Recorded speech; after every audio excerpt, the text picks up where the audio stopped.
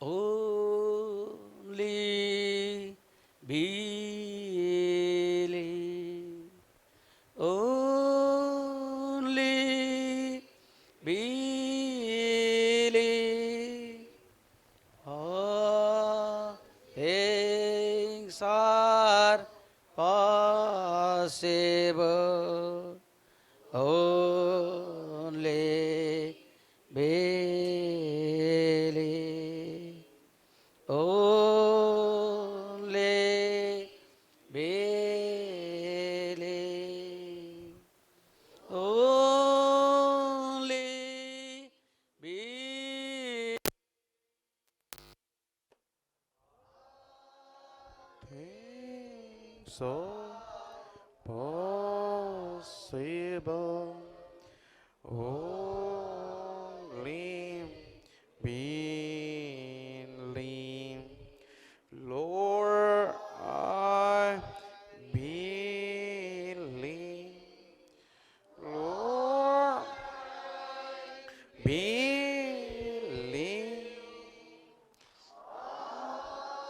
Things are possible. Lord, I believe. Jesus is here. Jesus is here. All things are possible. Jesus is, yes, Lord. Jesus is here. Jesus is here. All things are possible. Jesus is here. Amen. ప్రభువైన యేసుక్రీస్తు నామములో మీ అందరికీ నా యొక్క శుభములు తెలియజేస్తున్నాను. ఆమేన్.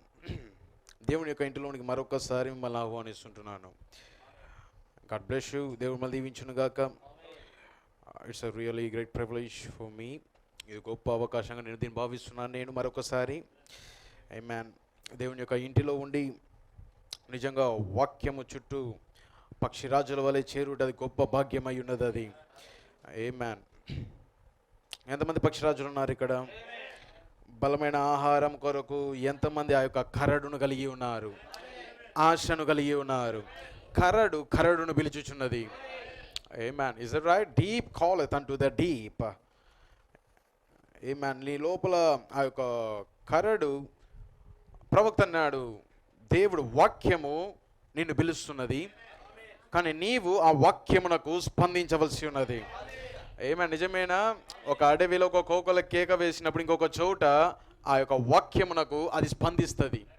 మళ్ళీ same అదే కేక మళ్ళీ వేస్తుంది. మళ్ళీ ఇదిగో నేను ఇక్కడ ఉన్నాను.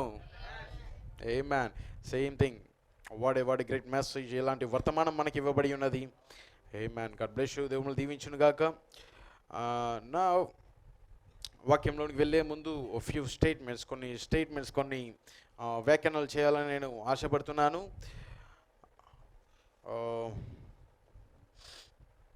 రియలీ ఈ కాలంలో దేవుడు గొప్ప వరాన్ని మనకిచ్చాడు.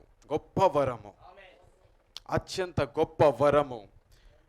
అది ఎవరో కాదు, ద క్రీస్తు. ఈ కాలంలో ఈ వధువుకు ఒక వరంగా దేవుడు ఇచ్చాడు క్రీస్తును. ఎంతమంది నమ్ముచున్నారు దాన్ని? దేవుడు ఎప్పుడు కూడా తనకు బెస్ట్ అయిన దాన్నే దేవుడు ఇస్తాడు. అంతేనా? దేవుడు ఎప్పుడు సెకండ్ బెస్ట్ లేకపోతే దీని తర్వాత ఏది కూడా దాన్ని ఇవ్వడు. దేవుడికి తనకి ఏదైనా బెస్ట్ ఏదైనా ఉంటుందో దేవుడు దాన్నే ఇస్తాడు. Okay, that's right. మీరు వింటున్నారు, మీకు అర్థమవుతున్నది.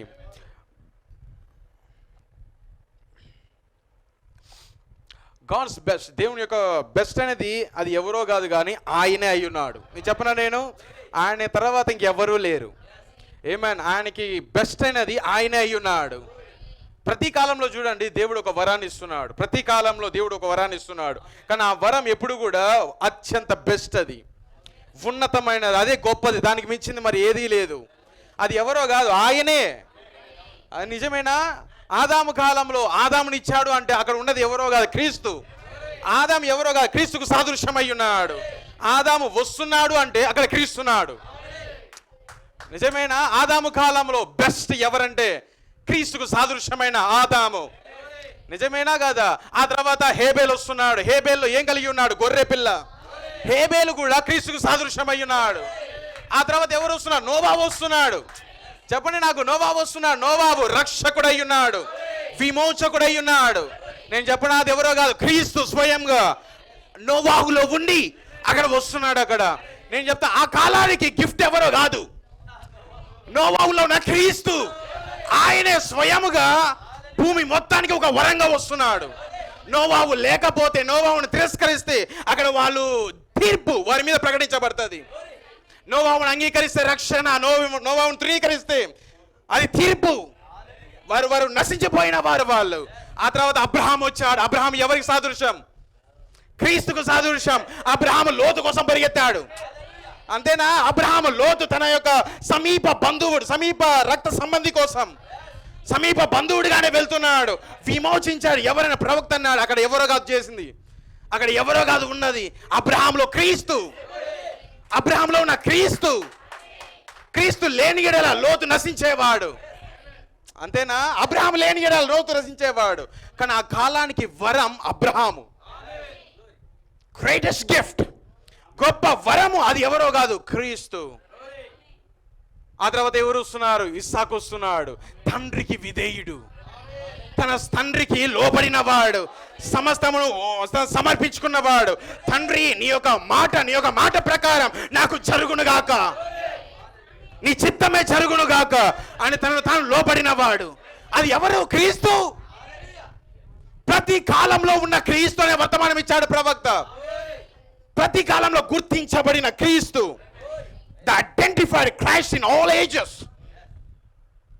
ప్రతి కాలంలో క్రీస్తున్నాడండి. ఆయన క్రీస్తునిస్తున్నాడు ఒక వరముగా. యాకోబు క్రీస్తుకు సాదృశ్యం, యోసేపు క్రీస్తుకు సాదృశ్యం. ప్రతి కాలంలోనూ క్రీస్తునిస్తున్నాడు తన ప్రజల కొరకు. ఆ తర్వాత మోషే ఒక రక్షకుడు, ఒక విమోచకుడు, అక్కడ క్రీస్తున్నాడు. యెహోషువ ఒక క్రీస్తు అయి ఉన్నాడు. మోషేను అంగీకరించినప్పుడు విమోచన, మోషేను తిరస్కరించినప్పుడు తీర్పు. నిజమేనా? యెహోషువ క్రీస్తు అయి ఉన్నాడు. యెషయా ప్రవక్తలందరూ అక్కడ క్రీస్తున్నాడు. అక్కడ దట్స్ రైట్. ఈ కాలం నేను చెప్పనా, నేను పౌలు క్రీస్తున్నాడు. అయనిషా అందులో క్రీస్తున్నాడు. ఆ కాలానికి ఇవ్వబడిన వరం క్రీస్తు. కానీ అయనిషలో ఉన్న క్రీస్తు ఆ కాలం యొక్క వరం అయి ఉన్నాడు. ఈ కాలంలో విలియం బ్రెన్హామ్ ఎవరు? ఆయనలో ఉన్న క్రీస్తు ఈ సంఘం యొక్క వరం అయి ఉన్నది.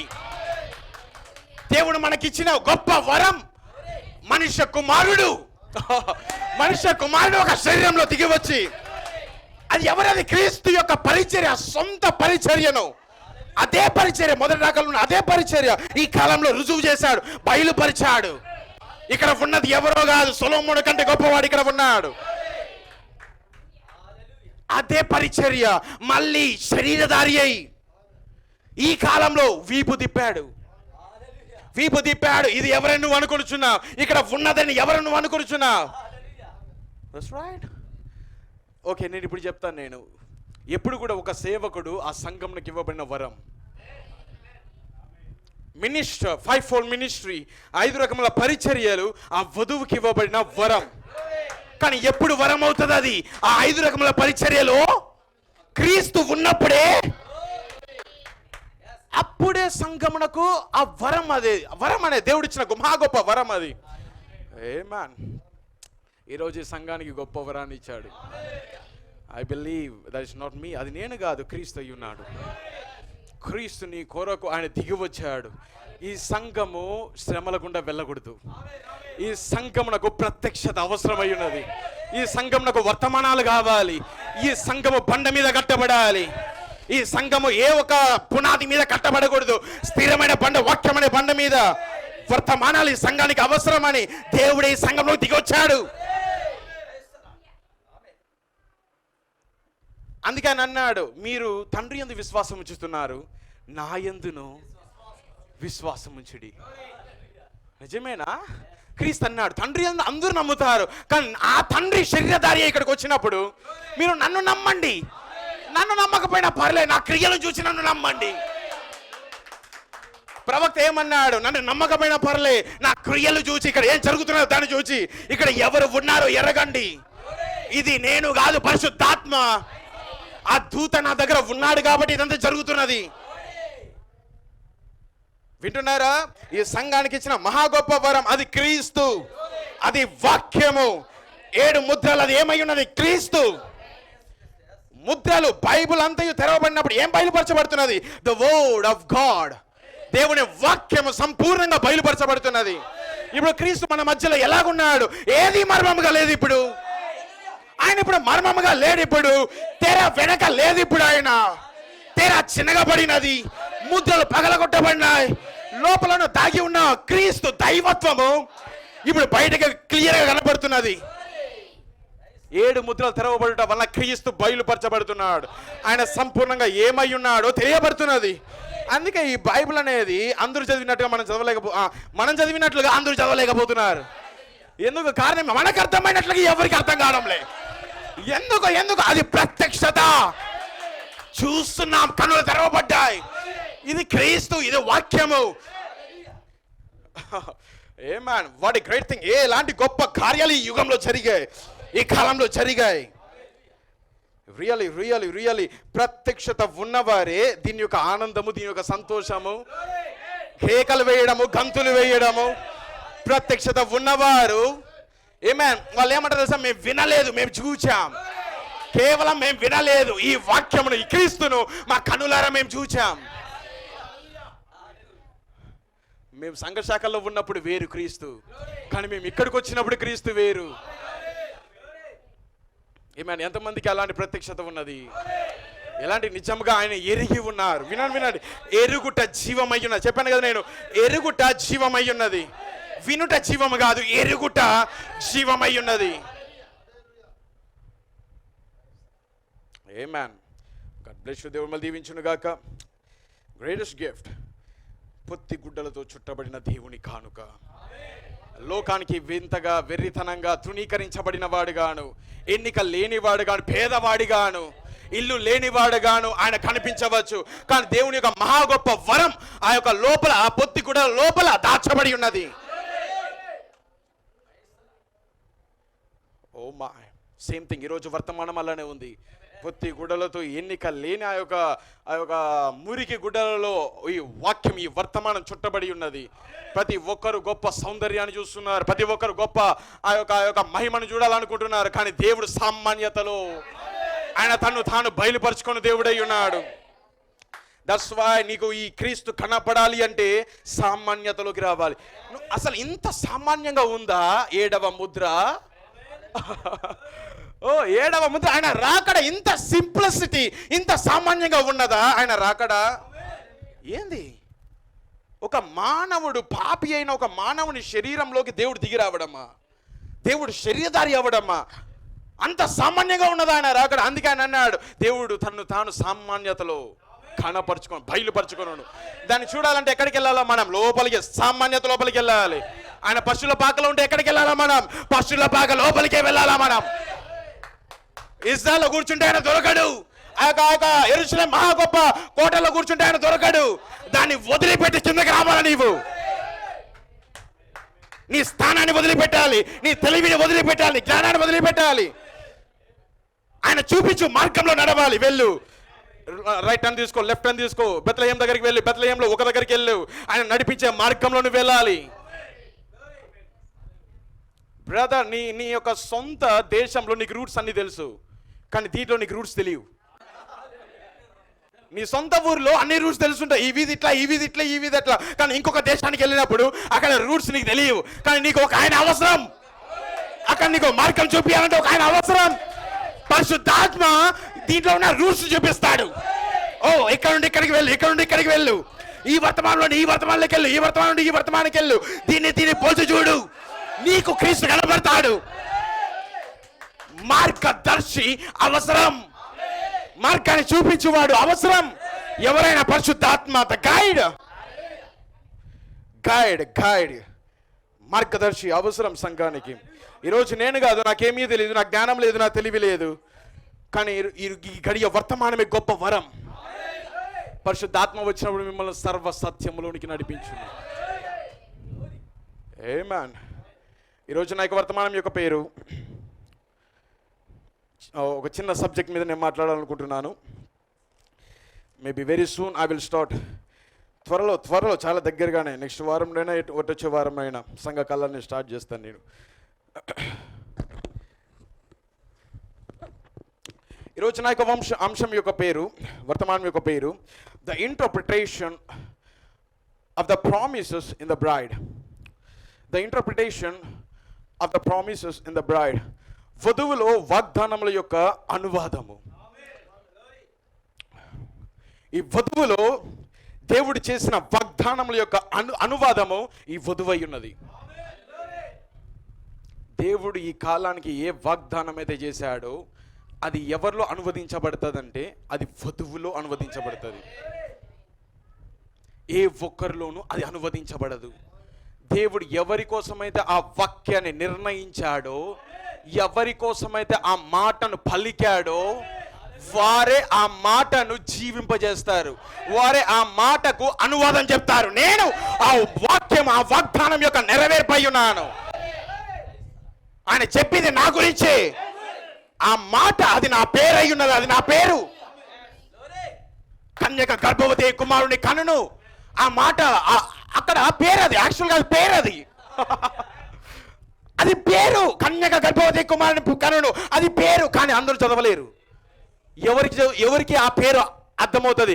పొందిన వాడికే తప్ప ఎవరికి ఆ పేరు అర్థం కాదు. దాన్ని ఎవరు పొందుకున్నారు? మరియ పొందుకున్నది. మరియ పొందుకొని ఆ పేరేంటో ఆమెకు అర్థమైనది. ఆమెకు తప్ప ఆ కొత్త పేరు ఎవరికి అర్థం కాదు. మీకు అర్థమైనదా? ఏమన్, దట్స్ రైట్. పేరు, గ్రంథంలో నీ పేరు ఉన్నది. వాగ్దానం నీ కొరకు ఆయన నిర్ణయించిన వాక్యమే నీ పేరు అయి ఉన్నది. నువ్వు దాన్ని చూసినప్పుడు ఇది ఎవరు కాదు, నేనే, ఇది నా గురించే మాట్లాడబడి ఉన్నది. అందరికీ కాదు, ఇది పొందిన వారికి తప్ప మరి ఎవ్వరికి ఇది తెలియదు. ఎవరు పొందుకున్నారు దాన్ని? ఎవరు పొందుకుంటున్నారు? వధువు. నీ కొరకు నీకు ఇవ్వబడిన ఆయన యొక్క వాగ్దానం, వాక్యము నీకు బయలుపరచబడినప్పుడు ఎస్, అది నా పేరు అక్కడ ఉన్నది. ఓకే, కన్యక గర్భవతి కుమారుని కనును. అక్కడ మరియ పేరుంది. ఆ పేరు ఎవరు తెలుస్తుంది? మరియకు తప్ప ఎవరు తెలియదు. Is that right? అది నిజమేనా? అది ఈరోజు నా యొక్క వర్తమానం యొక్క పేరు interpretation of the promises in the bride. వధువులో ఆయన వాగ్దానం యొక్క అనువాదము. వధువులో ఆయన వాగ్దానములు అనువదించబడతాయి, అనగా అర్థం చెప్పబడుతుంది. ఈ వధువు దాన్ని నెరవేర్చి అర్థం చెప్తుంది. Amen. Let's turn with me to the book of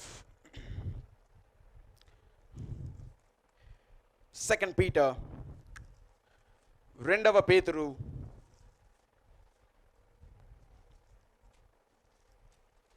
1వ అధ్యాయము 12వ వచనం నుండి.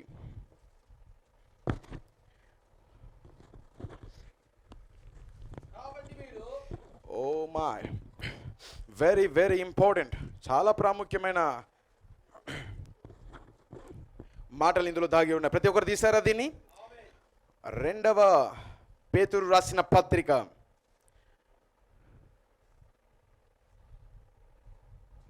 ఓకే,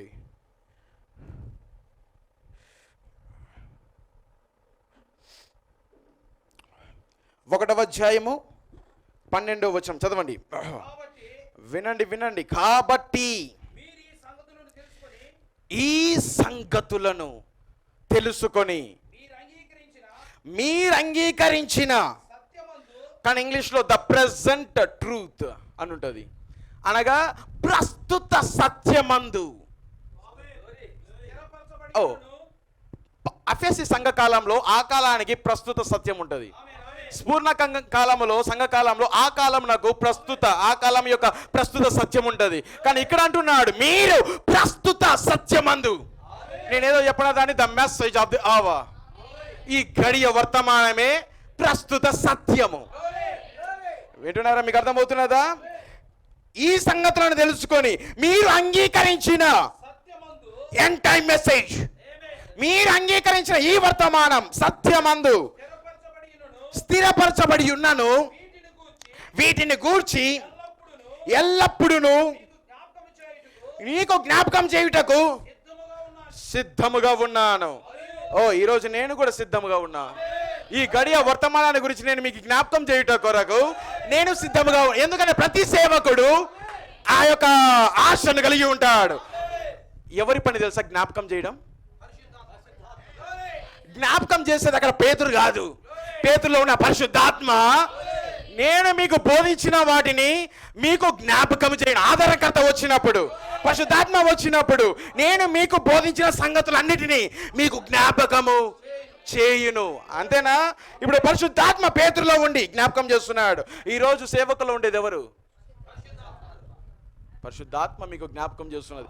ఈ దేన్ని ప్రస్తుత సత్యమును మాత్రమే జ్ఞాపకం చేస్తాడు. ప్రస్తుత సత్యము. మరియు మన ప్రభువైన యేసుక్రీస్తు నాకు సూచించిన ప్రకారము నా గుడారమును త్వరగా విడిచి, ఈయన ఇప్పుడు చనిపోబోతున్న గుడారం అంటే ఈ గుడారం, ఈ శరీరం. ఆయన ఇప్పుడు చనిపోబోతున్నాడని ఎరిగి ఉన్నాడు ఇతను. క్రీస్తు నన్ను సూచించిన విధముగా, అంటే క్రీస్తు ఆల్రెడీ అక్కడ చెప్పాడు. పునరుత్థానుడు లేచిన తర్వాత, పేతురు నీ చేతులు చాపబడతాయి. నువ్వు చదివిన 21వ అధ్యాయంలో, పేతురు నీ చేతులు చాపబడతాయి, నీ నడుము గట్టి వారు తీసుకుని వెళ్తారు. ఆయన మరణం గురించి ముందే యేసు ఎలా చనిపోబోతున్నాడో నీకు ఇష్టము కాని చోటుకు వారిని తీసుకెళ్తారు. ఎక్కడ తెలుసా? చేతులు చాపి సిలువకు తలకిందులుగా వేసి ఆయన్ని చంపుతారు. ఎవరిని? పేతుర్ని. కానీ అది జరగబోతున్నదని ఎరిగి ఉన్నాడు. క్రీస్తు నాకు సూచించిన ప్రకారము నా గుడారమును, ఎంతమంది చదివారు దాన్ని? ఓకే, దాని యుద్ధకు మనం వెళ్దాం. మనము అదొకసారి చదివి నేను మీకు అర్థమవులాగున. యోహాను రాసిన సువార్త, ఇది అట్లే పెట్టుకున్నాండి, మళ్ళీ ఇక్కడికే వస్తాను నేను. 21 లాస్ట్ అధ్యాయం 18. వింటున్నారా? తీసారా? యేసు పునరుత్థానుడై లేచిన తర్వాత మాట్లాడుతున్నాడు. పేతురు, నా గొర్రెలను మేపుము. నీవు యవ్వనుడై ఉండినప్పుడు నీ అంతటా నీవే నడుము కట్టుకొని నీకు ఇష్టమైన చోటికి వెళ్చుంటివి. నీవు ముసలివాడవైనప్పుడు, సిలువలో క్రీస్తు ఎలాగైతే చేతులు చాపాడో నువ్వు కూడా చేతులు చాచుదువు. వింటున్నారా? చాచుదువు. వేరొకరు నీ నడుము కట్టి, అతనికి ఇష్టం కానిది ఏదో తెలుసా? సిలువ వలె చేతులు చాపి వేయబడడం అతనికి ఇష్టం లేదు. అంతేనా? ఇష్టం కాని చోటుకి వెళ్ళినప్పుడు ఆయన ఏమన్నాడు? నన్ను ఈలాగు సిలువ వేయొద్దు, నన్ను తలకిందులుగా సిలువ వేయము. మీకు అర్థమైనదా? దాని గురించి ఈయన, ఇది జరగబోయేదానికి సమీపంగా ఉన్నాను నేను, నా మరణం సమీపించుచున్నది. యేసు నన్ను సూచించిన విధముగా అన్ని గుర్తుపెట్టుకుంటున్నాడు ఈయన. దేవుని యొక్క ప్రతి మాట ఈయన మనసులో ఉన్నది. పరిశుద్ధాత్మ తన జ్ఞాపకం చేస్తున్నది. యేసు నన్ను సూచించిన ప్రకారము నా గుడారం, ఇక్కడికి రండి. ఇప్పుడు 14 పేతురులో, ప్రకారము నా గుడారము త్వరగా విడిచిపెట్టవలసి వచ్చునని ఎరిగి నేను ఈ గుడారములో ఉన్నంత కాలము ఈ సంగతులను జ్ఞాపకము చేసి మిమ్మును రేపుట న్యాయమని ఎంచుకొనుచున్నాను. ఈ సంగతులన్నీ మీకు చెప్పి చెప్పి చెప్పి మిమ్మల్ని ప్రేరేపించి మిమ్మల్ని ఉజ్జీవపరచుట అది నాకు న్యాయమని నాకు అనిపిస్తున్నది. ఎందుకు? కింద గొప్ప మాట అంటున్నాడు. మేము చదివిన మాటలు మాత్రమే కాదు, మేము విన్న కార్యాలు, మేము చూస్తున్న కార్యాలు మాటలు మాత్రమే కాదు. కింద చదవండి ఏమంటున్నాడు? నేను మృతి పొందిన తరువాత కూడా మీరు నిత్యము వీటిని జ్ఞాపకం చేసుకున్నట్లు. ఎలాంటి గొప్ప వర్తమానం ఇది! ప్రస్తుత సత్యం ఎంత గొప్పది ఇది! నేను చనిపోయినా దీన్ని మీకు జ్ఞాపకం చేయుట కొరకు మీరు జ్ఞాపకం చేసుకున్నట్లు జాగ్రత్త చేతును. కింద ఎందుకంటే ఇంపార్టెంట్, ఎందుకంటే చమత్కారముగా కల్పించిన కథలను అనుసరించి శక్తిని ఆయన రాకడను ఇవి కల్పించిన కథలు కాదు, ఇవి కల్పించిన కథలు కానే కాదు. ఇవి మేము చూచాము, మేము ఆయన శక్తిని ఎరిగి ఉన్నాం. ఆయన రాకడను మేము కథలలాగా మేము వివరించలేదు, మీకు మేము తెలపలేదు. కానీ ఆయన గొప్పతనాన్ని, ఆయన మహిమను, ఆయన మహత్యమును మేము కన్నులారా చూచాము. మేము విన్నవారం మాత్రమే కాదు, మేము చూచాము. మేము వింటున్నారా? ఈ వర్తమానం కేవలం మాటలు మాత్రమే కాదు, దాని యొక్క శక్తిని మేము చూచాము. ఎలాంటి గొప్ప ఈడుపులండి అవి! మొదటి ఈడుపు, రెండవ ఈడుపు, మూడవ ఈడుపులో ఆ మహిమలో ఆయన దిగి వచ్చినప్పుడు, మేఘంను ధరించుకుని ఆయన దిగి వచ్చినప్పుడు మేము ఆయన మహిమను చూచాం. నిజముగా ఆయన ఒక కళలో, ఈ మేఘం రావడానికంటే కళలో ఆయన ఇలాగ చెప్పాడు, ఈయన నా ప్రియమైన కుమారుడు, ప్రవక్తను గురించి. ఈయన మాట వినుడి. సేమ్ థింగ్ అక్కడ ఆ యొక్క కొండ మీద ఏమైతే జరుగుతున్నది, రూపాంతరపరచు కొండ మీద నేను ఆ వర్తమానం 7 ముద్రల దగ్గరకు వచ్చినప్పుడు అవన్నీ వివరిస్తా, క్లియర్గా వివరిస్తా. ఆ దర్శనాలు, ఆ కళలు, ప్రతి మాట అక్కడ ఏమొస్తున్నదో పిన్ టు పిన్ ఇంపార్టెంట్ ఇది. కానీ నేను ఎందుకు చెప్తున్నాను, నేను అక్కడ కళలో ప్రవక్తను గురించి ఒక కళ కన్నాడు. అందులో ఏమన్నా తెలుసు, ఈయన నా ప్రియమైన కుమారుడు, ఈయన మాట విను, ఈయన ఏదో నేను ఆనందించుచున్నాను. సేమ్ థింగ్ అక్కడ ఏం జరుగుతున్నదో ఇక్కడ కూడా ప్రవక్త జీవితం 3వ ఈడ్పులో అదే జరుగుతున్నది. మీకు అర్థమవుతున్నదా? ఆ మహిమను మేము చూచాం, గొప్పతనాన్ని మేము చూచాం. ఈయన నా ప్రియ కుమారుడు. ఎక్కడ జరిగింది ఇదంతా? రూపాంతరపరచు కొండపైన ఇదంతా జరిగి పేతురు కూడా అక్కడ ఉండి చూస్తున్నాడు. అను శబ్దము మహా దివ్య మహిమ నుండి ఆయన యొద్దకు వచ్చినప్పుడు తండ్రి అయిన దేవుని వలన ఘనతయు మహిమయు ఆయన అదేదో కాదు, మహిమా శరీరంలోకి మార్చబడ్డాడు. ఆయన పొందగా ఏ పరిశుద్ధ పర్వతం అది? రూపాంతరపరచు పర్వతం మీద, కొండ మీద.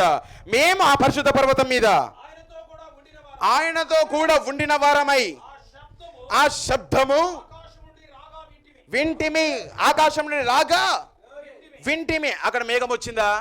మేఘం నుండి స్వరం వస్తున్నదా? ఇక్కడ కూడా మేఘం వచ్చిందా? మేఘం నుండి ఒక స్వరం వస్తున్నదా? అక్కడ క్రీస్తున్నాడు, ఇక్కడ ఒక ప్రవక్తున్నాడు, ఒక శరీరం ఉన్నది. 19 ఇక్కడ నుండి చాలా జాగ్రత్తగా వినండి. మరియు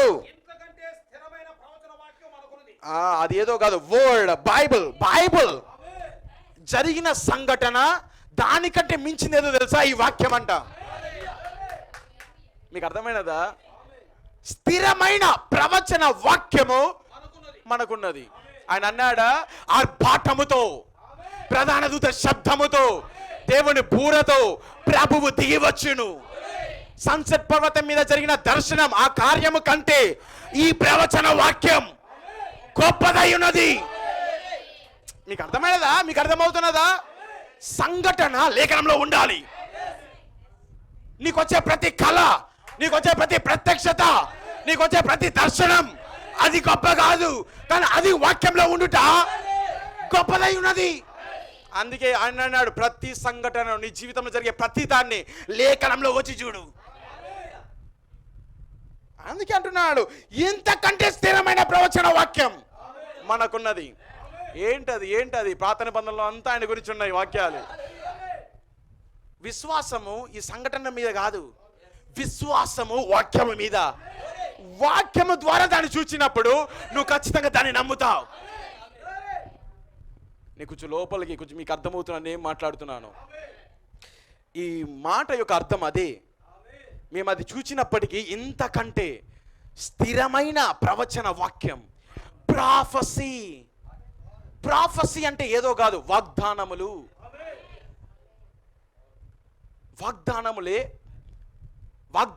ప్రవచనాలు ఏం చేశాను? నేను మీకు ఒక కుమారుని అనుగ్రహిస్తాను. అది ఏంది? వాగ్దానం, కానీ అది ప్రవచనం కూడా. మీకు అర్థమవుతున్నదా? ఓకే, ప్రవచన వాక్యము మనకున్నదన్నాడు. తెల్లవారి వేకువ చుక్క మీ హృదయములలో ఎవరి వేకువ చుక్క? The morning star. దాన్ని ఎవరన్నాడు ఆయన? క్రీస్తు, ప్రభువైన యేసుక్రీస్తు. ద మార్నింగ్ స్టార్ మీ హృదయంలో ఉదయించు వరకు ఆ వాక్యము చీకటగల చోటున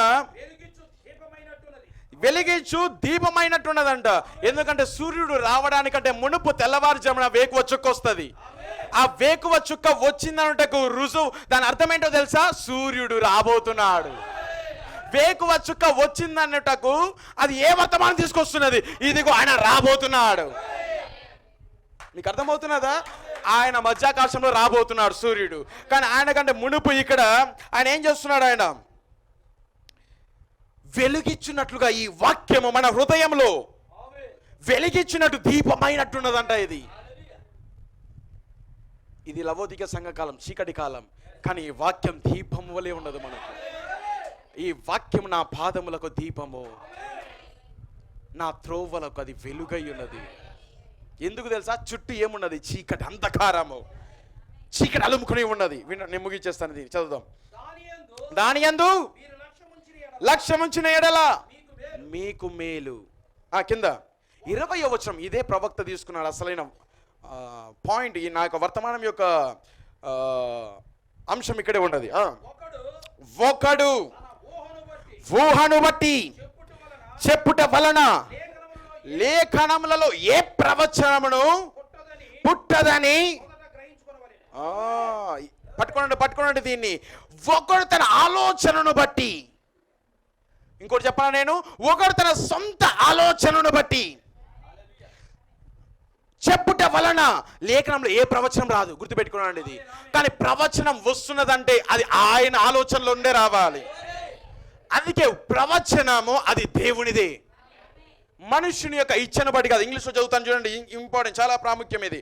knowing this first that no prophecy of the scripture, లేఖనం యొక్క ఏ ప్రవచనమైనను is of any private interpretation. సొంత అనువాదము. ఏ ఒక ప్రవచనానికి సొంత అనువాదం అనేది ఉండదు. ఏ సొంత అనువాదమును బట్టి ఏ ప్రవచనము జరగలేదు, రాలేదు. సొంత అనువాదము. మనుషులలో ఇప్పుడు కూడా అనువాదాలు చాలా చాలా ఉన్నాయి. కానీ ప్రవక్త అన్నాడు, ఒక గొప్ప వర్తమానం బోధించాడు. God is his own interpreter. దేవుడే తన సొంత అనువాదికుడు. నా యొక్క సబ్జెక్ట్ నేను అక్కడ నుండి ప్రవక్త దీన్ని తీసుకుంటున్నాడు. దీన్ని God is his own interpreter. దేవుడే తన సొంత వాక్యమునకు అనువాదికుడై ఉన్నాడు. ఎవరి అర్థం మనకొద్దు, ఎవరి ఆలోచనలు మనకొద్దు. నువ్వు చెప్తే నేను వినను. ఎవరు చెప్పాలి అనువాదం? దేవుడే పరిశుద్ధాత్మ చెప్తే నేను వింటాను. నేను పరిశుద్ధాత్మ అనువాదం చెప్పాడు అంటే ఎక్కడ పొరపాటు ఉండదు. ఆది కాండం నుండి ప్రకటన వరకు అది లింక్ అవుతుంది, కనెక్ట్ అవుతుంది. అందుకని అంటున్నాడు, ఏ మనుషుని ఊహను బట్టి ఏ ప్రవచనం జరగలేదు. అందుకే ఎవరి అనువాదం మనకు అవసరం లేదు. కానీ దేవుడే తన సొంత వాక్యమునకు అనువాదికుడు. దేవుడే అనువాదం చేస్తాడు. దాన్ని కింద చదివేసి ముగిద్దాం. ఏలైనగా ప్రవచనము ఎప్పుడును మనుషుని ఇచ్చను బట్టి కలగలేదు, కానీ మనుషులు పరిశుద్ధాత్మ వలన ప్రేరేపింపబడిన వారై దేవుని మూలముగా దాన్ని పలికారు. దేవుని యొక్క వాక్యము అది గొప్పది, అది శక్తివంతమైనది. God bless this word. దేవుడి యొక్క వాక్యాన్ని దీవించును గాక. You may have your seats.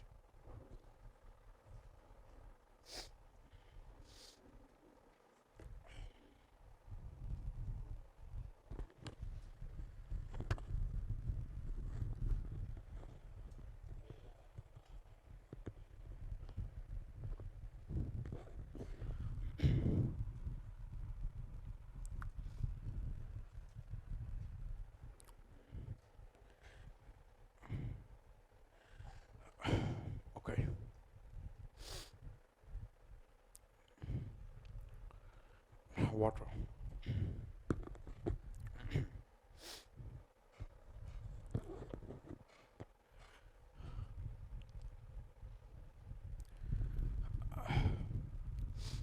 అలానే ఉండండి. Just I'm forgot that. నేను ప్రేయర్ చేయడం మర్చిపోయాను. నేను అలానే ఉండండి. Okay, let's pray.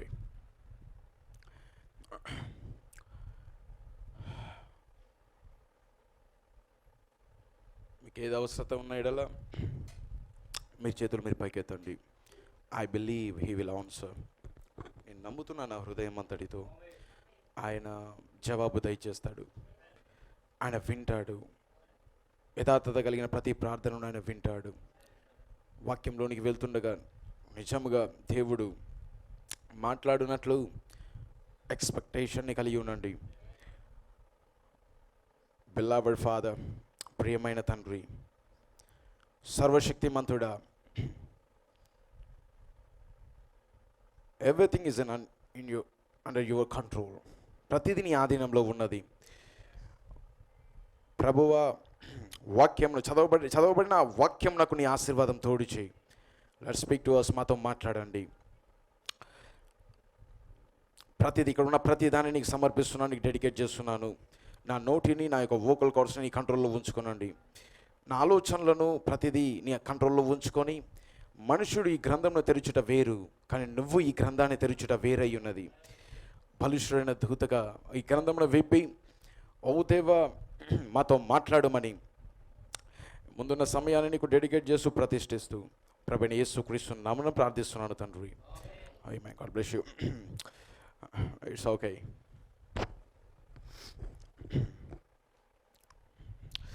The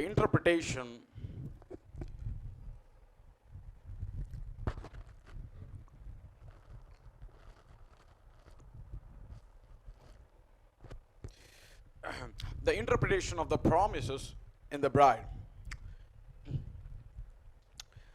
దేవుని యొక్క వధువులో దేవుని వాగ్దానముల యొక్క అనువాదము. వధువులో దేవుని యొక్క వాగ్దానములు అనువదించబడతాయి, కానీ దాన్ని చేయువాడు దేవుడే అయ్యున్నాడు. దేవుడే తన వాక్యమును వధువులో అనువదిస్తాడు. ఏ మనుషుని యొద్ద నుండి దేవునికి అనువాదం అవసరం లేదు. ఎందుకంటే ఇది దేవుని యొక్క వాక్యము కాదు, ఇది ఏ మనుషుని యొక్క వాగ్దానము కాదు. వినండి, ఏ మనుషుని యొక్క వాక్యము కాదు ఇది. ఏ ఒక మనుషుని యొక్క ఆలోచనలు వచ్చిన వాగ్దానాలు కాదు ఇవి. దేవుడే స్వయంగా వాగ్దానం చేశాడు. దేవుడే దాన్ని నెరవేరుస్తాడు. దేవుడే దానికి అనువాదం ఇస్తాడు. ఈరోజు ఈ యొక్క ఒక కొటేషన్ నేను చదివి నేను లోపలికి వెళ్ళాలని అనుకుంటున్నాను. God is his own interpreter. దేవుడు తన సొంత అనువాదికుడై ఉన్నాడు అనే వర్తమానంలోనే ఆయన ఈ లేఖనంను చదివించి, వింటున్నారా? ఆయన ఈ లేఖనాన్ని చదివించి వెంటనే ఈ మాట పలుకుతున్నాడు. ఆ మాట ఏమై ఉన్నదో ఒకసారి listen. On the message, God is his own interpreter. 1964 February 5th, para 7, 7వ పారా నుండి ప్రవక్త ఇలాగ మాట్లాడుతున్నాడు. We are living in a day of confusion. వింటున్నారా? మనము ఏ దినంలో నివసించుచున్నాము అంటే కన్ఫ్యూజన్, తారుమారు అనే దినములో మనం నివసించుచున్నాం. తారుమారు అనగా బాబిలోన్, బబులోన్ అనగా తారుమారు. ఈ బబులోను, ఇప్పుడు మనమున్న కాలం ఏంటి? మహాబబులోను. మొత్తము కన్ఫ్యూజన్. ఏ సంఘానికి వెళ్ళావు కన్ఫ్యూజన్స్, ఏది క్లియర్గా ఉండదు. వింటున్నారా? This is the day of confusion. ప్రవక్త అంటున్నాడు, వినండి, మనం ఏ కాలంలో ఏ దినంలో నివసించుచున్నామంటే కన్ఫ్యూజన్, తారుమారు దినంలో మనం నివసించుచున్నాము. We are living in a day that when man and women hardly know what to do. ఎలాంటి దినముల్లో మనం ఉన్నాము అంటే స్త్రీలు పురుషులు ఏమి చెయ్యాలో కూడా ఎరగలేని దినాల్లో మనం ఉన్నాం. అంటే వారు ఏం చేయాలో కూడా వారికి తెలియదు. అలాంటి గందరగోళంలో ప్రతి ఒక్కరు ఇప్పుడు ఉన్నారు. ఎవ్రీథింగ్, ప్రతిదీ, it seems to be in a turmoil. ఇది ఎలాగున్నా ప్రతిదీ ఎలా కనిపిస్తున్నది అంటే మొత్తం ఒక గందరగోళం వల్ల కనబడుతున్నది. డిస్టర్బెన్స్ అనగా ఒక డిస్టర్బెన్స్, ఆటంకం వలె ఉన్నది. Everything it seems to be there so many different ways to lock. ఎందుకంటే ఈ కాలంలో ఎన్నో మార్గాలు వచ్చేసాయి. ఒక్క మార్గం అనేది లేదు, ఎన్నో మార్గాలు ఉన్నాయి. కన్ఫ్యూషన్, ఒక తారుమారు, ఏ మార్గంలో వెళ్ళాలో తెలియని కాలంలో మనం ఉన్నాం. నేను రీసెంట్గా నేను ఒక వీడియో చూస్తున్నాను. నేను ఆ వీడియోలో సివిల్ ఎగ్జామ్స్ రాసేవాళ్ళు, వింటున్నారా? సివిల్ ఎగ్జామ్స్ రాసేవారిని ఇంటర్వ్యూ చేసే ఒక మేడం, ఆమె ఇంటర్వ్యూ చేస్తున్నప్పుడు ఆమె ఒక ఎక్సలెంట్ ఒక స్టూడెంట్స్ ఉంటారు కదా అక్కడ చదివే వాళ్ళు, వారికి మోటివేషనల్ స్పీచ్ అనేది ఇస్తున్నది. ఆమె ఇచ్చేటప్పుడు ఆమె మాట్లాడిన మాట చాలా అద్భుతమైన మాట. అది పిల్లలకు ఆమె ప్రోత్సహిస్తూ ఫోకస్, గురి కరెక్ట్గా, లక్ష్యాన్ని కరెక్ట్గా పెట్టండి. ఎవరికి? స్టూడెంట్స్, నేను చదువుతున్న వాళ్ళకు ఆమె మోటివేషన్ చేస్తూ ఆమె మాట్లాడుతున్నది. ఫోకస్ లేకపోతే ఎవ్వరు సాధించలేరు. ఆమె చెప్తున్నది ఇలా, ఫోకస్ అనేది చాలా ఇంపార్టెంట్. ఆమె అన్నది ఒక మాట, in this day of in this day of distraction, ఎవరైతే ఈ యొక్క డిస్ట్రాక్షన్ యుగములో ఎవరైతే ఫోకస్ పెడతారో వారే సాధిస్తారు. అసలు ఈ డిస్ట్రాక్షన్ అనే పదం ఏంటో అని నేను వెళ్ళి డిక్షనరీలో చూశాను. నేను అది ఏంటో తెలుసా? వెర్రివారిగా చేసే పని,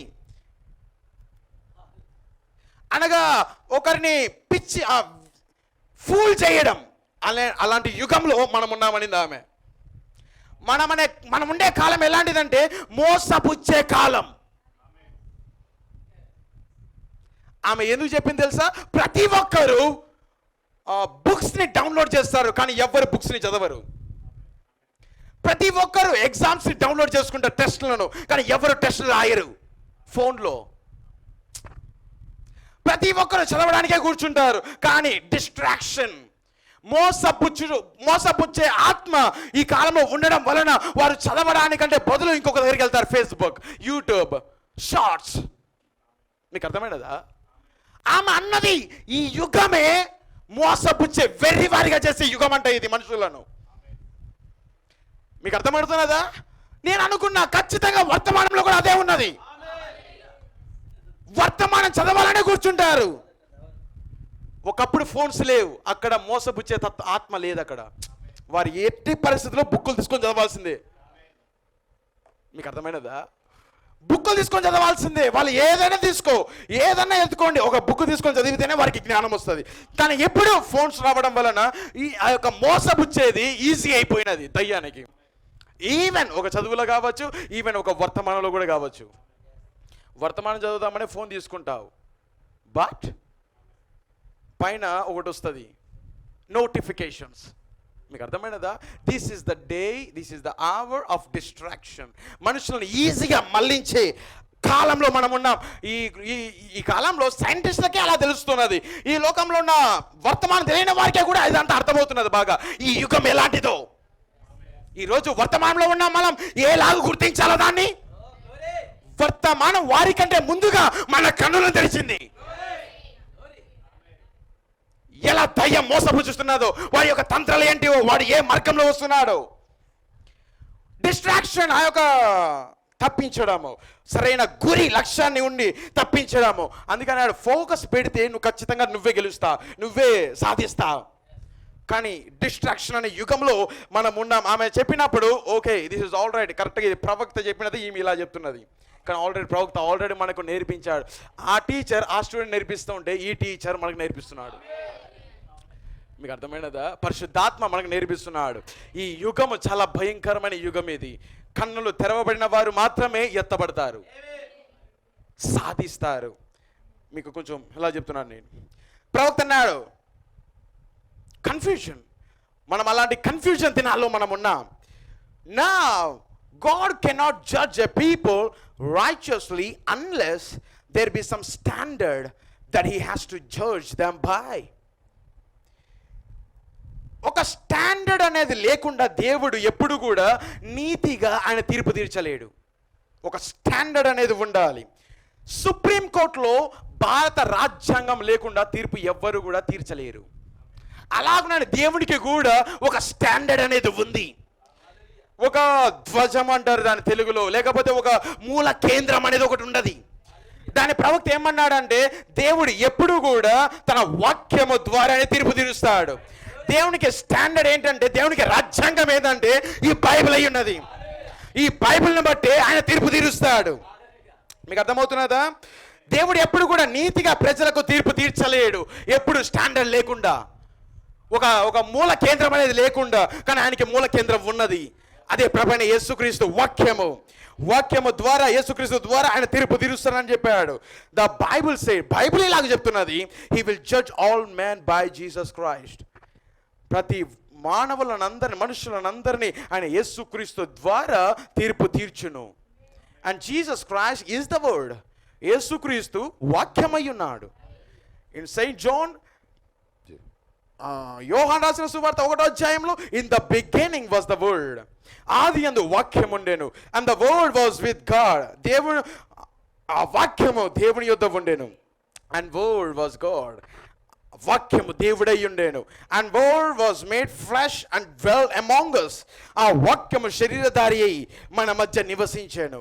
ఈ సైడ్ ఆయన ఇలాగ చెప్పాడు, now all we are today is the display of his attributes.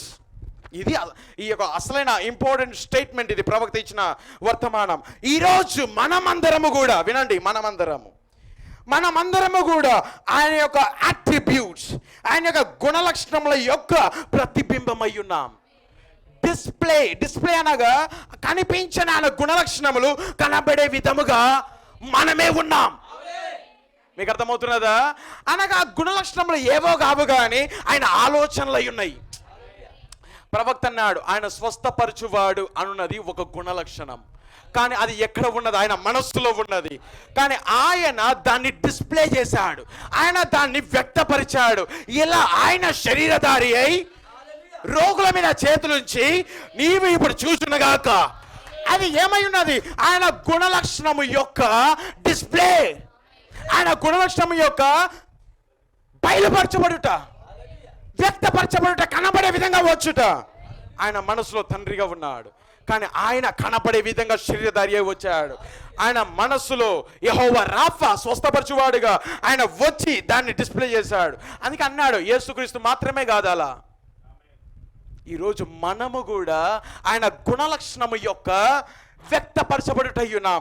ఆయన గుణలక్షణము యొక్క కనబడే విధంగా వచ్చిన స్వరూపాలై ఉన్నాం. నీవు ఆయన ఆలోచన అయ్యున్నా, నీవు ఆయన యొక్క అట్రిబ్యూట్, ఆయన యొక్క గుణలక్షణం అయ్యున్నా. కానీ నువ్వు ఇక్కడికి రాక మునుపు ఆయన మనస్సులో నువ్వు ఉన్నావు. ఆ మనస్సులో ఉన్న ఆలోచన వాక్యంగా మార్చబడినది. నిన్ను ఆయన పలికాడు, నిన్ను ఆయన వాక్యంగా మార్చాడు. ఇప్పుడు ఆ వాక్యము అది నీవై ఉన్నావు.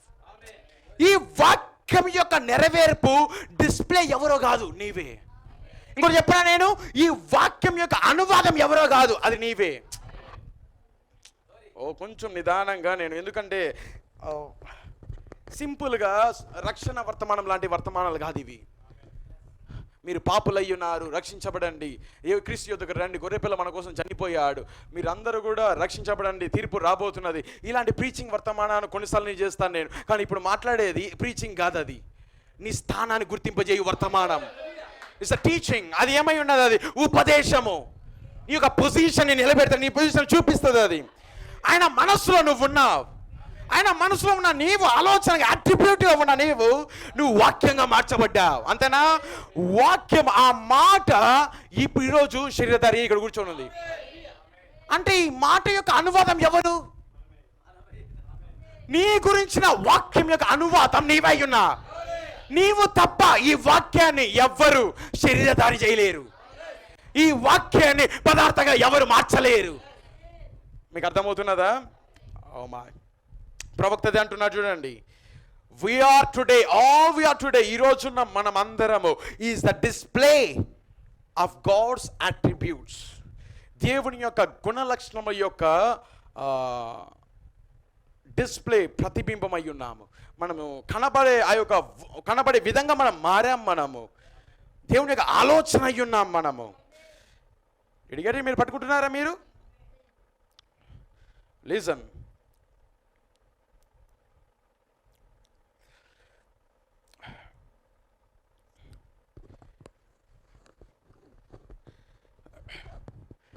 కొన్ని కోడ్స్ ద్వారా నేను వెళ్ళాలి, కానీ నేను కొంచెం ఒక బ్యాక్గ్రౌండ్గా నేను కొంచెం మాట్లాడి నేను మళ్ళీ ఇంకో కోడ్ యువతకు నేను వెళ్తాను. నేను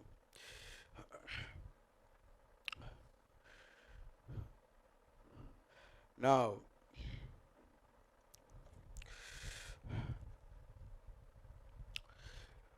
దేవుడు నిన్ను ఏర్పరచుకున్నాడు. ఈ గడియ కొరకే నిన్ను ఏర్పరచుకున్నాడు. వింటున్నారా? ఈ గడియ యొక్క దేవుని యొక్క గుణలక్షణమై ఉన్నావు. ఈ గడియ కొరకే దేవుడు నిన్ను వెనకాల ఆపిపెట్టాడు. ఆదాము కాలం వచ్చింది, నువ్వు వెళ్ళొద్దు, ఇప్పుడు నీ సమయం కాదు. ఆ తర్వాత నోవాహు కాలం వచ్చింది, నిన్ను దేవుడు ఆపిపెడుతూనే ఉన్నాడు. ఎందుకు? నీ కాలం వచ్చేంత వరకు దేవుడు నిన్ను విడిచిపెట్టాడు. కాలం, నీ సమయం వచ్చినప్పుడే దేవుడు నిన్ను అక్కడ తీసుకెళ్తాడు. ఎందుకంటే ప్రవక్త అన్నాడు, ప్రతి కాలంలోనూ మోషే వచ్చాడు, ఎంతో మంది వచ్చారు, కానీ ఏ కాలంలో దేవుడు నిన్ను పెట్టలేదు. మోషే కాలంలో పెట్టలేదు, నోవాహు కాలంలో పెట్టలేదు, ఏ కాలంలోనూ దేవుడు నిన్ను పెట్టలేదు. ఎందుకు తెలుసా? నీ గురించిన వాక్యము ఆ గడియలో లేదు కాబట్టి.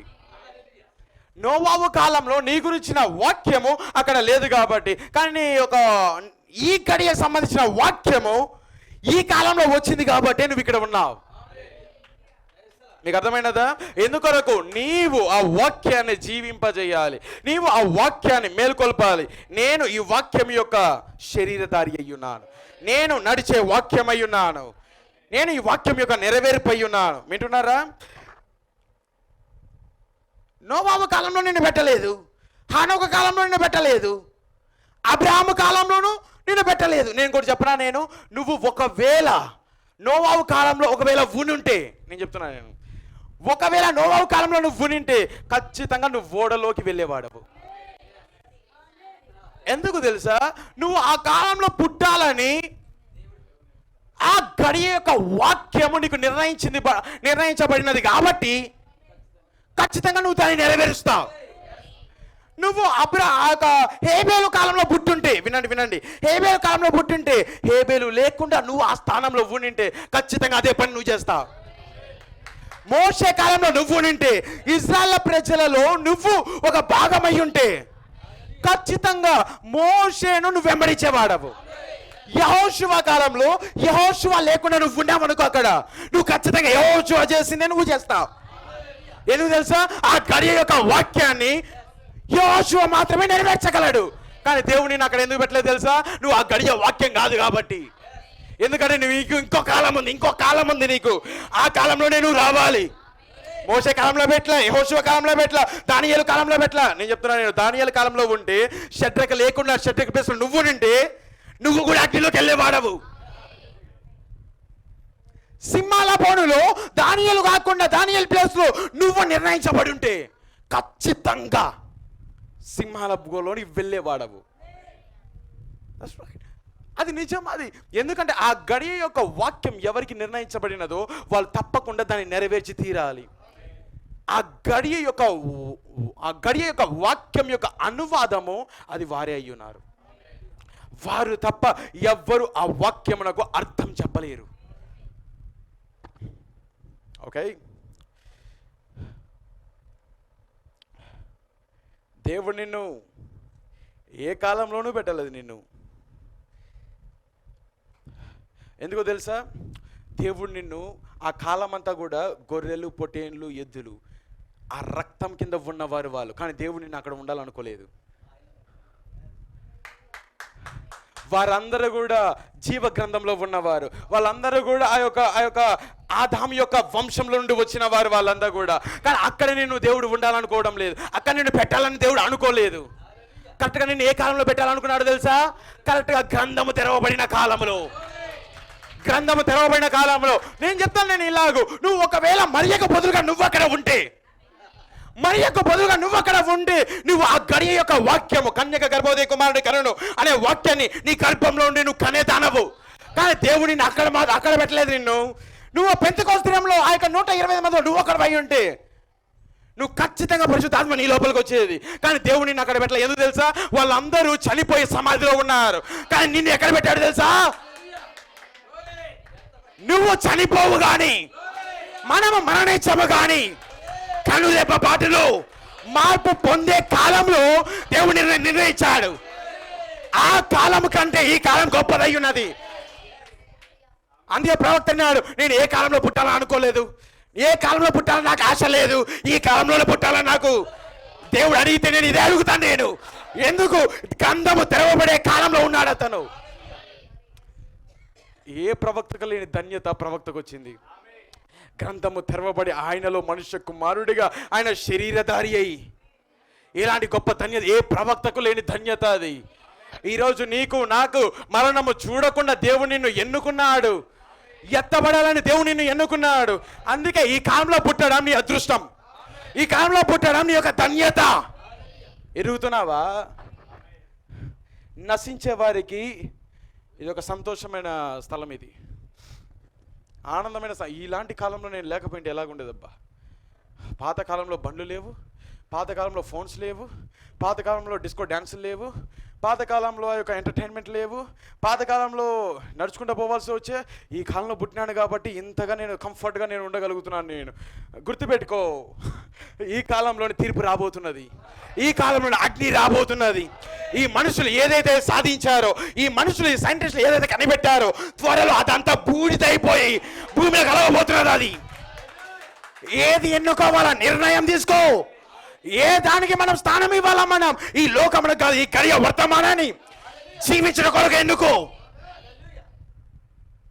ఈ కలియ వర్తమానాన్ని జీవించాలి, అది నిర్ణయం తీసుకో. ఎందుకంటే ఈ లోకం అంతా కాల్చబడబోతున్నది. అది మళ్ళీ భూమిలోకే వెళ్ళబోతున్నది. భూమి నుండి దేవబడింది, మళ్ళీ భూమిలోకే వెళ్ళబోతున్నది. అది దేవుడు మళ్ళీ క్లీన్ చేయబోతున్నాడు, కంప్లీట్గా దాన్ని బూడిద వల్ల చేయబోతున్న. పరిశుద్ధులు ఆ బూడిద మీద నడుస్తారు. విక్కడ అనగా దుష్టుల యొక్క బూడిద మీద పరిశుద్ధులు నడుస్తారు. రాయబడిందా బైబిల్లో? నీ కాళ్ళ కింద సమస్తం ఉంటుంది. బంగారము నీ కాళ్ళ కింద ఉంటుంది. నీ మేకప్, నీ యొక్క బ్యూటీ పార్లర్లు నీ కాళ్ళ కిందకు ఉంటాయి. నీ సినిమా థియేటర్ నా కాళ్ళ కింద ఉంటుంది. ఎందుకంటే నువ్వు సినిమా థియేటర్లో కూర్చున్నావంటే సినిమాతో పాటు నువ్వు బూడిదవుతావు. మీకు అర్థమైనదా? ప్రతిదీ కాళ్ళ కిందకు వచ్చేటప్పుడు మనం దేన్ని ఎంచుకోవాలా? మనం దేనికోసం పరిగెత్తాలా? మనం ఈ గడియ వర్తమానం నిన్ను మరణం చూడకుండా అవతలు తీసుకెళ్తుంది. మహా గొప్ప భాగ్యం ఏంటో తెలుసా? ప్రతి ఒక్కరు చనిపోయి సమాధిలో ఉన్నారు. కానీ చివరి కాలంలో నువ్వు పుట్టడం, అందులో మరి వర్తమానం నీ యొద్దకే రావడం, అందులో వర్తమానం నువ్వు అంగీకరించడం, ఈ వర్తమానం కోసం నువ్వు నిలబడే ఆ యొక్క తత్వము, నువ్వు నిలబడే ఆ యొక్క విధానం చూస్తుంటే నీకు సంతోషం వేయడం లేదా? అయ్యో నేను ధన్యుడై ఉన్నాను. నేను ఈ భూమి మీద నా వంటి ధన్యుడు ఇంకెవరు ఉండరు. ఈ గడియకు ఇవ్వబడిన వాక్యమును నేను నెరవేర్చవలసి ఉన్నాను నేను. బ్రదర్, దట్స్ వై నువ్వు ఒకవేళ పెంతెకోస్తులో ఉన్న ఎడల నువ్వు చనిపోయి నీ సమాధి కుళ్ళు బట్టి నువ్వు పరలోకంలో ఉంటావు. కానీ ఇక్కడ అలా లేదు. ఇది ఆ పెంతెకోస్తు కంటే ఈ పెంతెకోస్తు గొప్పది. కనురేపు పాటలో మార్పు చెందే కాలంలో మనం ఉన్నాం. ఈ గడియకు దేవుడు నిన్ను విడిచిపెట్టాడు, ఈ లోకంలో నిన్ను విడిచిపెట్టాడు. గ్రంథం తెరవబడిన కాలంలోనే నువ్వు ఉన్నావు. అందుకే ఇక్కడున్న ప్రతి ఒక్కరు నీవు మొదట ఎరగాలి. నువ్వు ఎవరు, నువ్వు ఎక్కడి నుండి వచ్చావు, మళ్ళీ తిరిగి ఎక్కడికి వెళ్ళబోతున్నావు, నీ స్థానం ఏంటి, నువ్వు క్రీస్తు నిన్ను ఎలా అనుకుంటున్నాడు, క్రీస్తు నిన్ను ఎలా చూస్తున్నాడు, అది నువ్వు ఎరగాలి.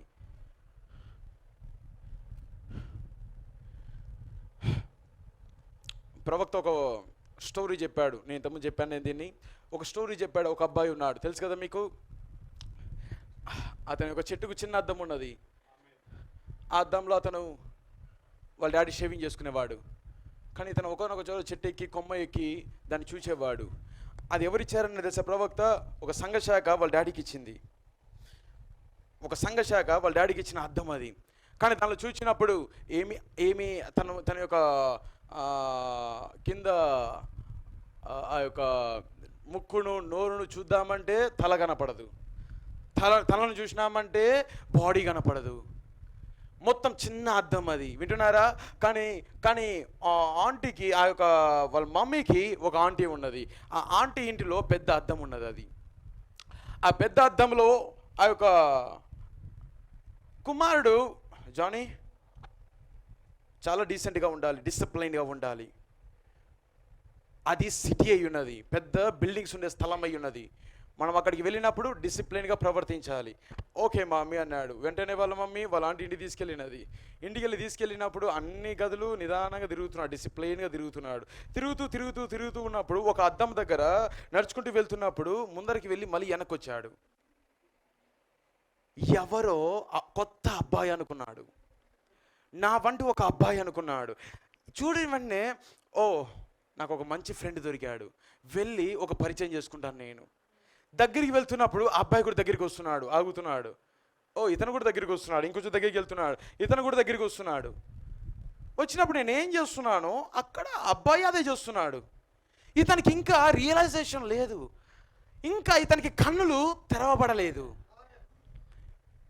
అక్కడ ఉన్నది ఇతనే అని ఇతని కన్నులు తెరవబడలేదు. కానీ దేవుడు ఒక స్టెప్ బై స్టెప్ అక్కడ నడిపిస్తున్నాడు. ఇంకొంచెం దగ్గరగా వెళ్ళి పరిశీలించు, ఇంకొంచెం దగ్గరగా వెళ్ళి అతన్ని గుర్తించు.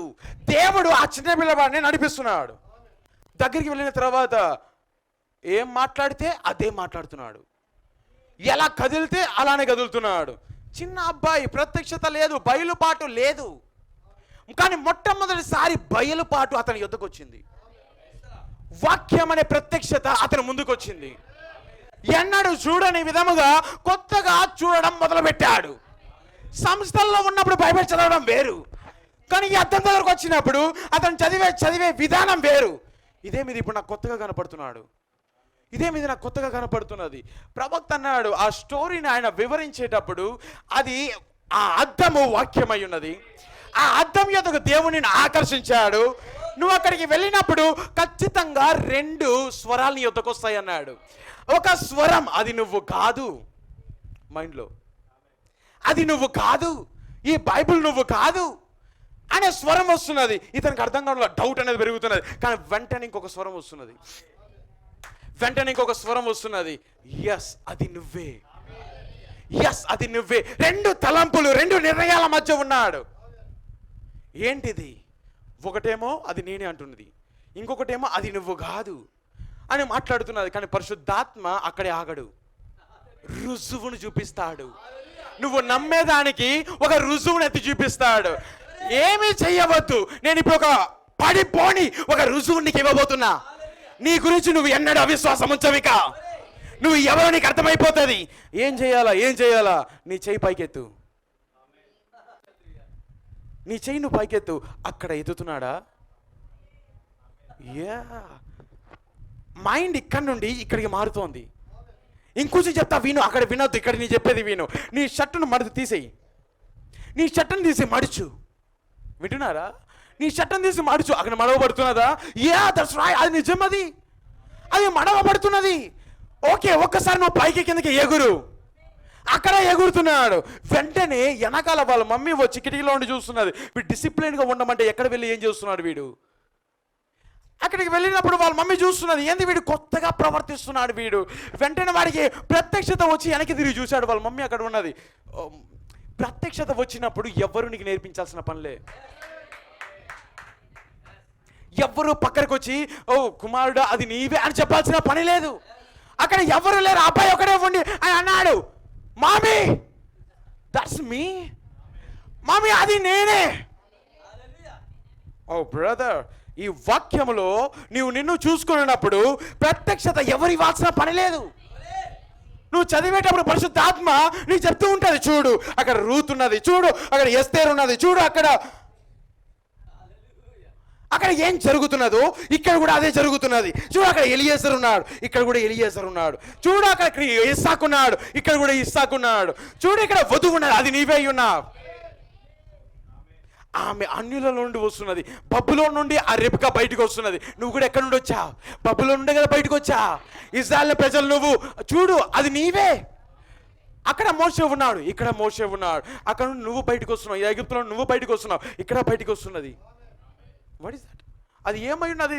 ప్రత్యక్షత బయలుపరచబడుతున్నది. నీ గురించిన లేఖనము ఇందులో నువ్వు చూడగలిగినప్పుడు ఆ వాక్యము నీవే అని నీకు అర్థమవుతున్నది. మీకు అర్థమవుతున్నదా?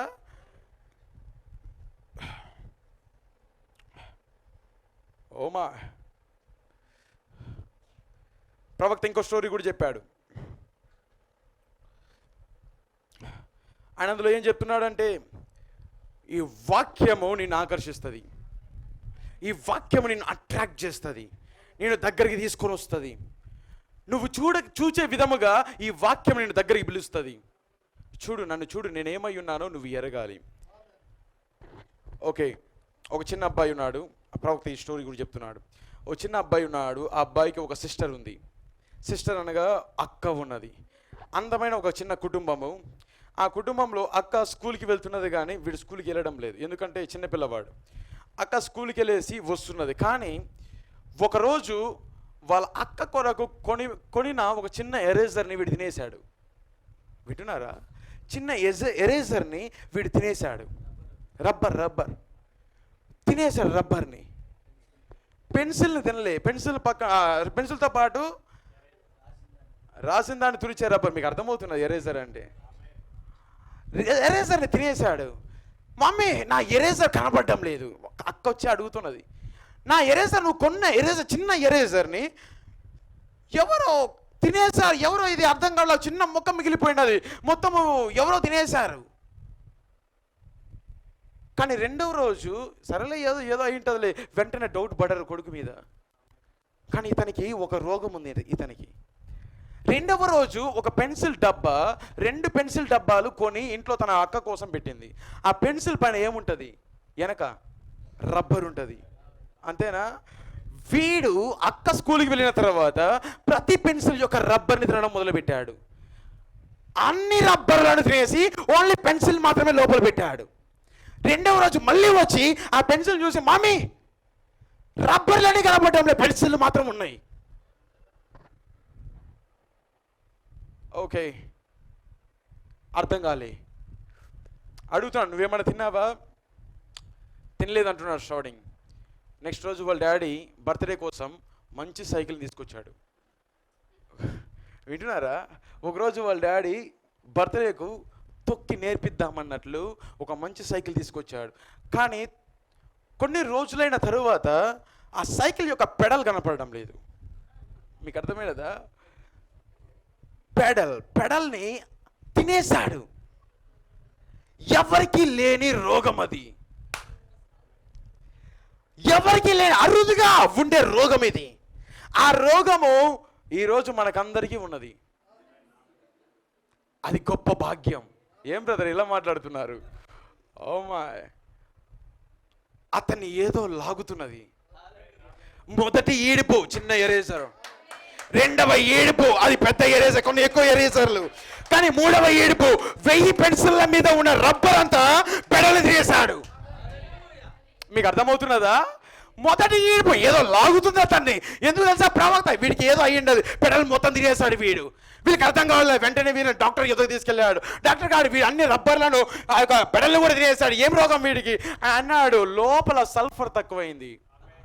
సల్ఫర్ అనగా అది ఒక ఎలిమెంట్, ఒక మూలకం అంటేనా? మూలకం. ఓకే, ఎలిమెంట్ అనేది ఒక సల్ఫర్. అతని శరీరంలో సల్ఫర్ తక్కువ అవ్వడం వలన రబ్బర్లో సల్ఫర్ ఉంటుంది, పెడల్లో సల్ఫర్ ఉంటుంది. ఈ సల్ఫర్ లేకపోవడం వలన ఇతన్ని ఎక్కడికి లాగుతున్నది? సల్ఫర్ యొద్దకే లాగుతున్నది ఇది. కానీ పెడల్ని నువ్వు తినగలవా? నాలో లేదు కదా. నాలో ఏదో దాహం ఉన్నది, నాలో ఏదో ఆకలి ఉన్నది, నన్ను ఏదో పిలుస్తున్నది. నేను దాన్ని ఆపలేకపోతున్నా, నేను దాన్ని జయించలేకపోతున్నా. కరడును పిలుచుచున్నది. నీలో ఉన్న వాక్యం, నీలో ఉన్న డెఫిషియన్సీ అనగా తక్కువ అవ్వడం, డెఫిషియన్సీ, ఆ రోగము నేను ఇక్కడ లాగుతున్నది. ఇది ఏంటది? చిన్న చిన్న వర్తమానాలు తిన్నావు, ఇప్పుడు ఏంది నువ్వు 7 ముద్దలు తినాలనుకుంటున్నావు? ఎందుకో నన్ను పెడలు లాగుతున్నది. నన్ను పెద్ద రబ్బర్, పెద్ద బుక్ తినాలని అనిపిస్తున్నది, 7 సంఘకాలాలు తినాలనిపిస్తున్నది, దాని 70 వరాలు తినాలనిపిస్తున్నది. బ్రదర్, దేవుని యొక్క జన్యుడిలో ఉంటే, దేవుని యొక్క వాక్యము ద్వారా నువ్వు నిర్ణయించబడి ఉంటే, జగత్తు పునాది వేయబడక ముడిపే ఆయనలో నువ్వు వాక్యంగా ఉంటే, ఇప్పుడు కూడా వాక్యాన్ని ఆకర్షిస్తావు. వాక్యం యొద్దకు పరిగెడతావు నీవు. లోకం యొద్దకు పరిగెత్తావు, ఫ్రెండ్స్ యొద్దకు పరిగెత్తావు నీవు, సినిమా యొద్దకు పరిగెత్తావు నీవు. నీలో ఉన్నది ఏంటి? నీలో ఏం ఆశ ఉన్నది? నీలో ఏ కోరిక ఉన్నది? నీలో ఏ దాహం ఉన్నది? దుప్పి నీటి వాగుల కోసం ఆశపడినట్లు దేవా నా ప్రాణము నీ కొరకు తృష్ణగొడుచున్నది. ప్రవక్త అన్నాడు, మనం చూడాల్సింది చరిత్రలో ఉన్న దేవుని కాదు, చరిత్రలో ఉన్న దేవుని కాదు ఆశపడాల్సింది. దేవా సజీవుడైన నీ కొరకు, ఇప్పుడు జీవించుచున్న నీ కొరకు నా ప్రాణం ఆశపడుతున్నది. చిన్న వర్తమానాల నుండి పెద్ద వర్తమానాల యుద్ధకు వెళ్ళిన సంఘం చిన్న ఎరేజాలను తినడం బదులు ఇంత 7 ముద్దలు నీకు అర్థమవుతాయా? ఏమో అది నన్ను పిలుస్తున్నది. ఇంత ఇంత కష్టమైన పెడల్ని నువ్వు అరిగించుకోగలవా? ఏమో నన్ను పిలుస్తున్నది. అది నీకు వర్తమానాలు అర్థమవుతాయా? ఏమో నన్ను పిలుస్తున్నది. బ్రదర్, నువ్వు ఏర్పరచబడిన వాడవైతే నువ్వు ఇక్కడికి వచ్చావు అంటే ఏ దయ్యము నిన్ను ఆపలేదు, ఏ దయ్యము నిన్ను పడగొట్టలేదు, ఏ దయ్యము నువ్వు పాతాళం అనుకుని వెళ్ళకుండా చేయలేదు. నేను నీకు తోడయ్యున్నా, నేను నీకు తోడయ్యున్నా ఆయన చెప్తున్నాడు, ఆయన వాగ్దానం చేస్తున్నాడు. I never leave you know forget you. నేను నిన్ను విడువను ఎడబాయను. యుగ సమాప్తి వరకు నేను నీతో కూడా ఉంటాను. నేను ఏ దయ్యము నిన్ను పడగొట్టలేదు. నిన్ను ఇక్కడ తీసుకొచ్చిన వాడు నేనే. నీవు నా ప్రజలుగా ఉండిన కొరకు నేను నిన్ను నిర్ణయించుకున్నాను.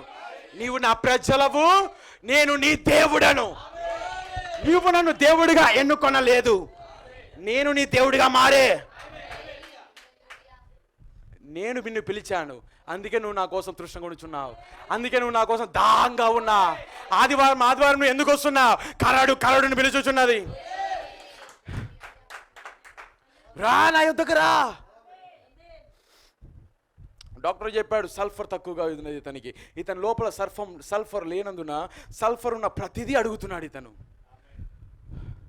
అందుకే పరిశుద్ధాత్మ ఉన్నవాడు పరిశుద్ధాత్మ ఉండే వాళ్ళతోనే సహవాసం చేస్తాడు. ఎందుకు? సల్ఫర్ సేమ్ అదే ఉంటే అదే అట్రాక్ట్ అవుతాయి, అంతే కదా. మ్యాగ్నెట్ ఐరన్ రెండు అవి మాత్రమే అట్రాక్ట్ అవుతాయి, అది తప్ప మిగతా ఏది అట్రాక్ట్ అవ్వదు.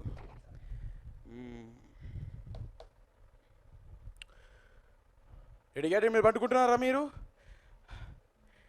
నిజంగా ప్రవక్త ఇది ఉపమానాలు కాదండి, చాలా గొప్ప మర్మాలు ఇవి. అందుకే ప్రతిదాన్ని మనము గొప్పగా చూడాలి. మనం వాట్ ఎ గ్రేట్ థింగ్. నేను ఇప్పుడు ఈ గడియలో దేవుడు కొన్ని వాగ్దానాలు చేశాడు. వినండి, ఈ గడియలో దేవుడు కొన్ని వాగ్దానాలు చేశాడు. ఆ వాగ్దానాలు ఏమై ఉన్నదో సంఘకాలాలు యొక్క వివరణలో ప్రవక్త ఇలాగ గొప్పగా ఆయన మాట్లాడుతున్నాడు. సంఘకాలముల యొక్క వివరణలో పెర్గమ సంఘకాలములో, వింటున్నారా? పెర్గమ సంఘకాలములో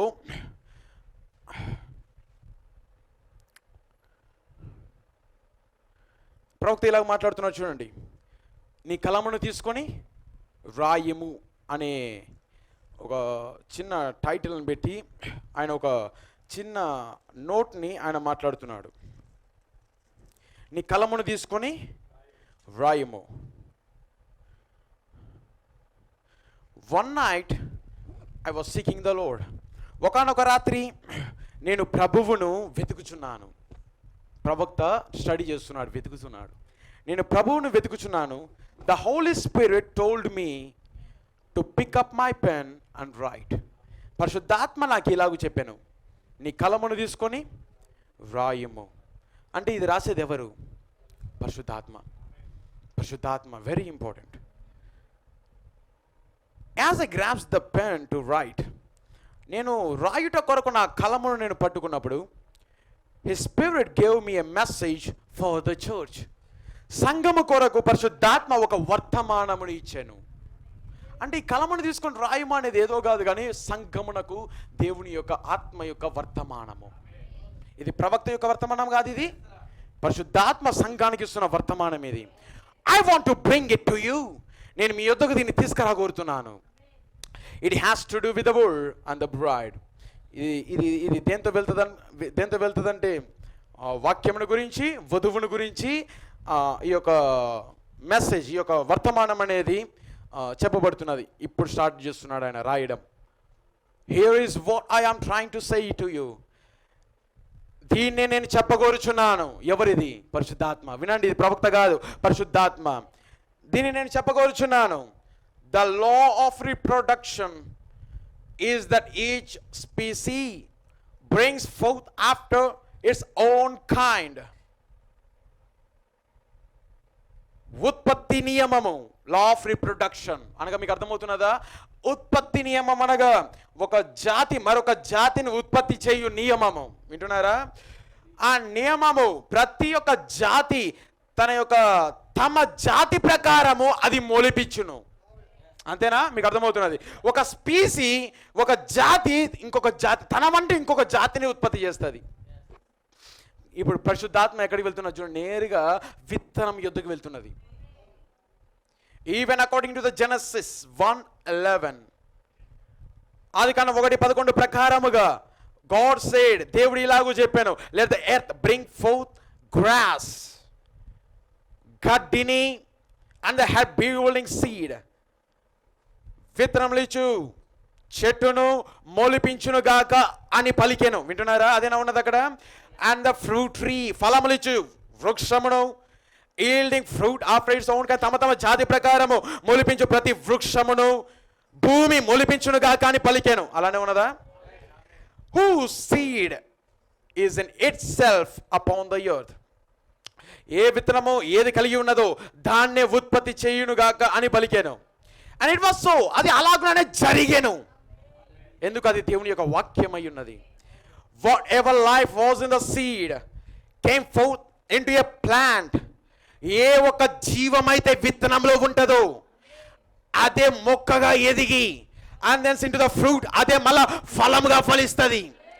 ఏ జీవమైతే విత్తనంలో ఉంటుందో ఆ జీవము ఒక మొక్కగా ఎదిగి ఆ తర్వాత ఫలమును ఫలిస్తుంది. వింటున్నారా? The very same law applies to the church today.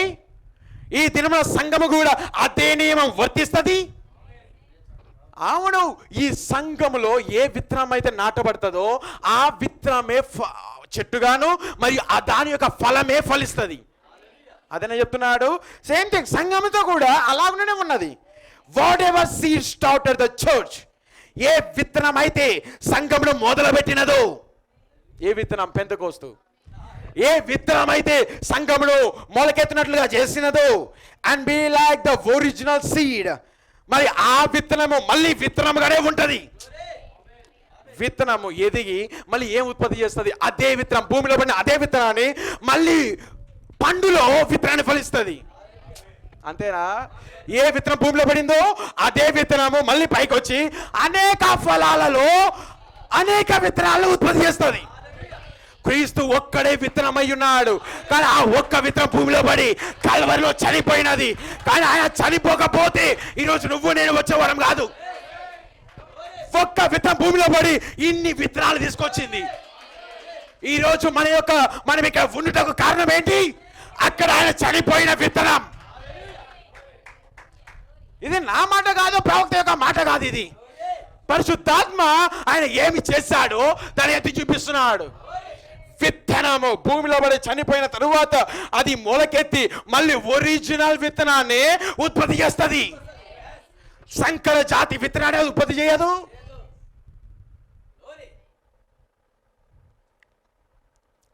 Whatever seed started the church will come forth and be like the original seed. ఏ విత్తనం అయితే సంఘాన్ని మొదలుపెట్టినదో అది బయటకు వచ్చి నిజమైన విత్తనం వలె అది మళ్ళీ వస్తుంది. అది బికాస్ ఎందుకు? It is the same seed.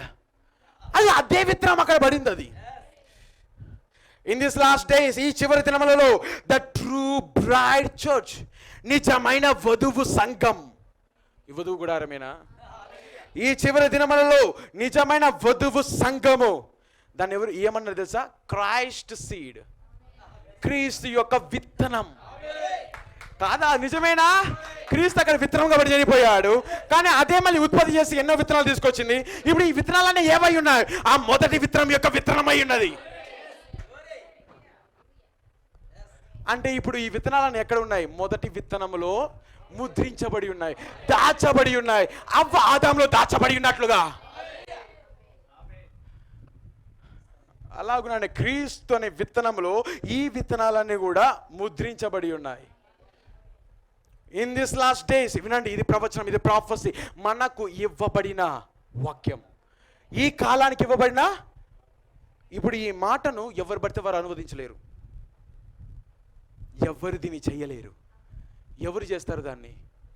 ఈ వాక్యమునకు ఎవరైతే నిర్ణయించబడ్డారో వారే దీన్ని ఉత్పత్తి చేస్తారు. నిజమేనా కాదా? విత్తనాన్ని తీస్తారు. దీన్ని అనువదించుట ఎవరి వల్ల కాదు, దేవుడే తన వాక్యమును తన వధువులో అనువదిస్తాడు, దీన్ని నెరవేర్చి చూపిస్తాడు. మొదట ఆ విత్తనం ఏంటో చూద్దాం, ఆ వాక్యం ఏంటో చూద్దాం, ఆ వాగ్దానం ఏంటో చూద్దాం. అంతేనా కాదా? కన్యక గర్భవతి కుమారుని కనును, అది ఏమై ఉన్నది? విత్తనము, అది వాక్యము. కానీ ఆ వాక్యము అనువదించినది ఎవరో కాదు, మరియ దాన్ని అనువదించినది. ఈరోజు ఇది ఇక్కడ చెప్పబడుతున్న ఈ యొక్క ప్రాఫెసీ ఇది విత్తనమై ఉన్నది. ఇది ఎవరిలో నెరవేర్చబడాలనో వారి యొద్దకు దూత దిగొస్తాడు. నీవు ఈ వాక్యం యొక్క ఏర్పరచబడిన వాడవు, ఈ వాక్యము నీలో ఉండే రావాల్సి ఉన్నది. ఆమె దాన్ని నమ్మి దాన్ని ఉత్పత్తి చేసి ఆమె ఆ వాక్యం యొక్క అనువాదంగా మార్చబడింది. Very important. ప్రవక్త యొక్క ఏ వర్తమానం నెగ్లెక్ట్ చేయకూడదు మనము, ఎందుకంటే ఒక్క వర్తమానంలో ఎంతో దాగి ఉంటుంది. God is his own interpreter. ఆయన తన వాక్యంకు సొంత అనువాదికుడై ఉన్నాడు. ఆమేన్. Now in this last days, ఈ చివరి దినాల్లో, ఇప్పుడు వినండి, ద ట్రూ బ్రైడ్ చర్చ్, నిజమైన వధువు సంఘం, will come to the headstone, తల రాయి వద్దకు వచ్చును. And she will be the super church. ఆమె జాతీయమైన ఒక సంఘముగా ఉండబోచున్నది. ఆ సూపర్ రేస్, అతీతమైన ఒక జాతిగా ఆ సంఘం ఉండబోతున్నది. యాజ్ షీ నియర్స్ హిమ్, ఈ వధువు ఆయనను ఎంతగా కలుసుకుంటుందో అంతగా సహజాతీతమైన సంఘముగా ఈ వధువు మార్చబడుతుంది. ఎప్పుడు? ఇన్ దిస్ లాస్ట్ డేస్, ఈ చివరి దినములో ఆ వధువు దాన్ని చేస్తుంది. ఇప్పుడు ఎవరు ఈ వాక్యం యొక్క అనువాదం ఎవరై ఉండాలి? ఇప్పుడు కొద్దిమంది పట్టుకుంటున్నారు కదా, కొద్దిమందికి అర్థం కావడం లేదు. ఎనీహా మీకు 100%లో 50% అర్థమైనా ఆమెను చెప్పండి, మిగతావన్నీ మళ్ళీ అర్థమవుతాయి మీకు. ఒక్క రోజులో అన్ని ప్రశ్నలకు జవాబులు దొరకవు. ఒక్క రోజులో నాకు ఇప్పుడే చెప్పాయి అంటే కుదరదు. ఏ ప్రశ్న ఒక్క రోజులో దొరకదు. కంటిన్యూ అయ్యే కొద్ది రాను ప్రతి ప్రశ్న నిదానంగా తెరవబడుతూ వస్తుంది. That's right. అందుకే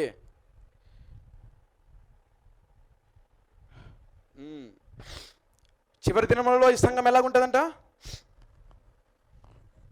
super church, a super race as she nears him.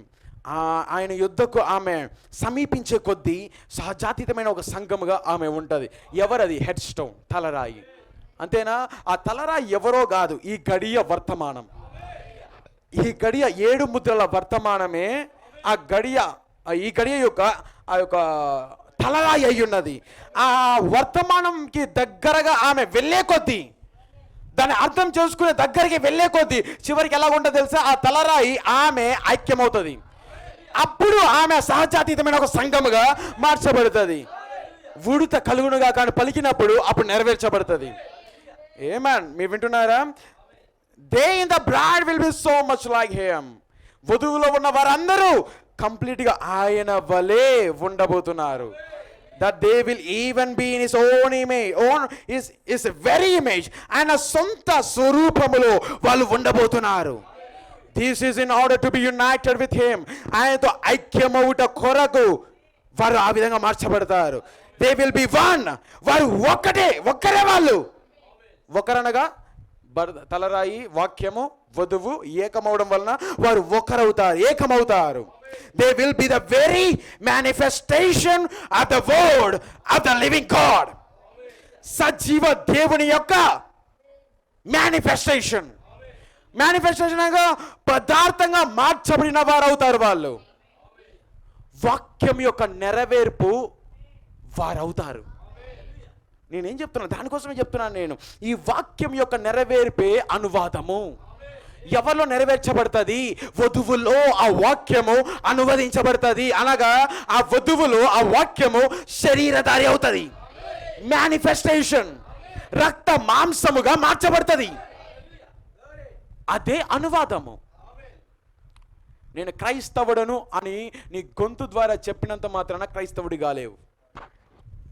కానీ ఆ క్రైస్తవుని యొక్క సంబంధించిన వాక్యం నీలో శరీరధారి అయినప్పుడు నువ్వు చెప్పాల్సిన పనే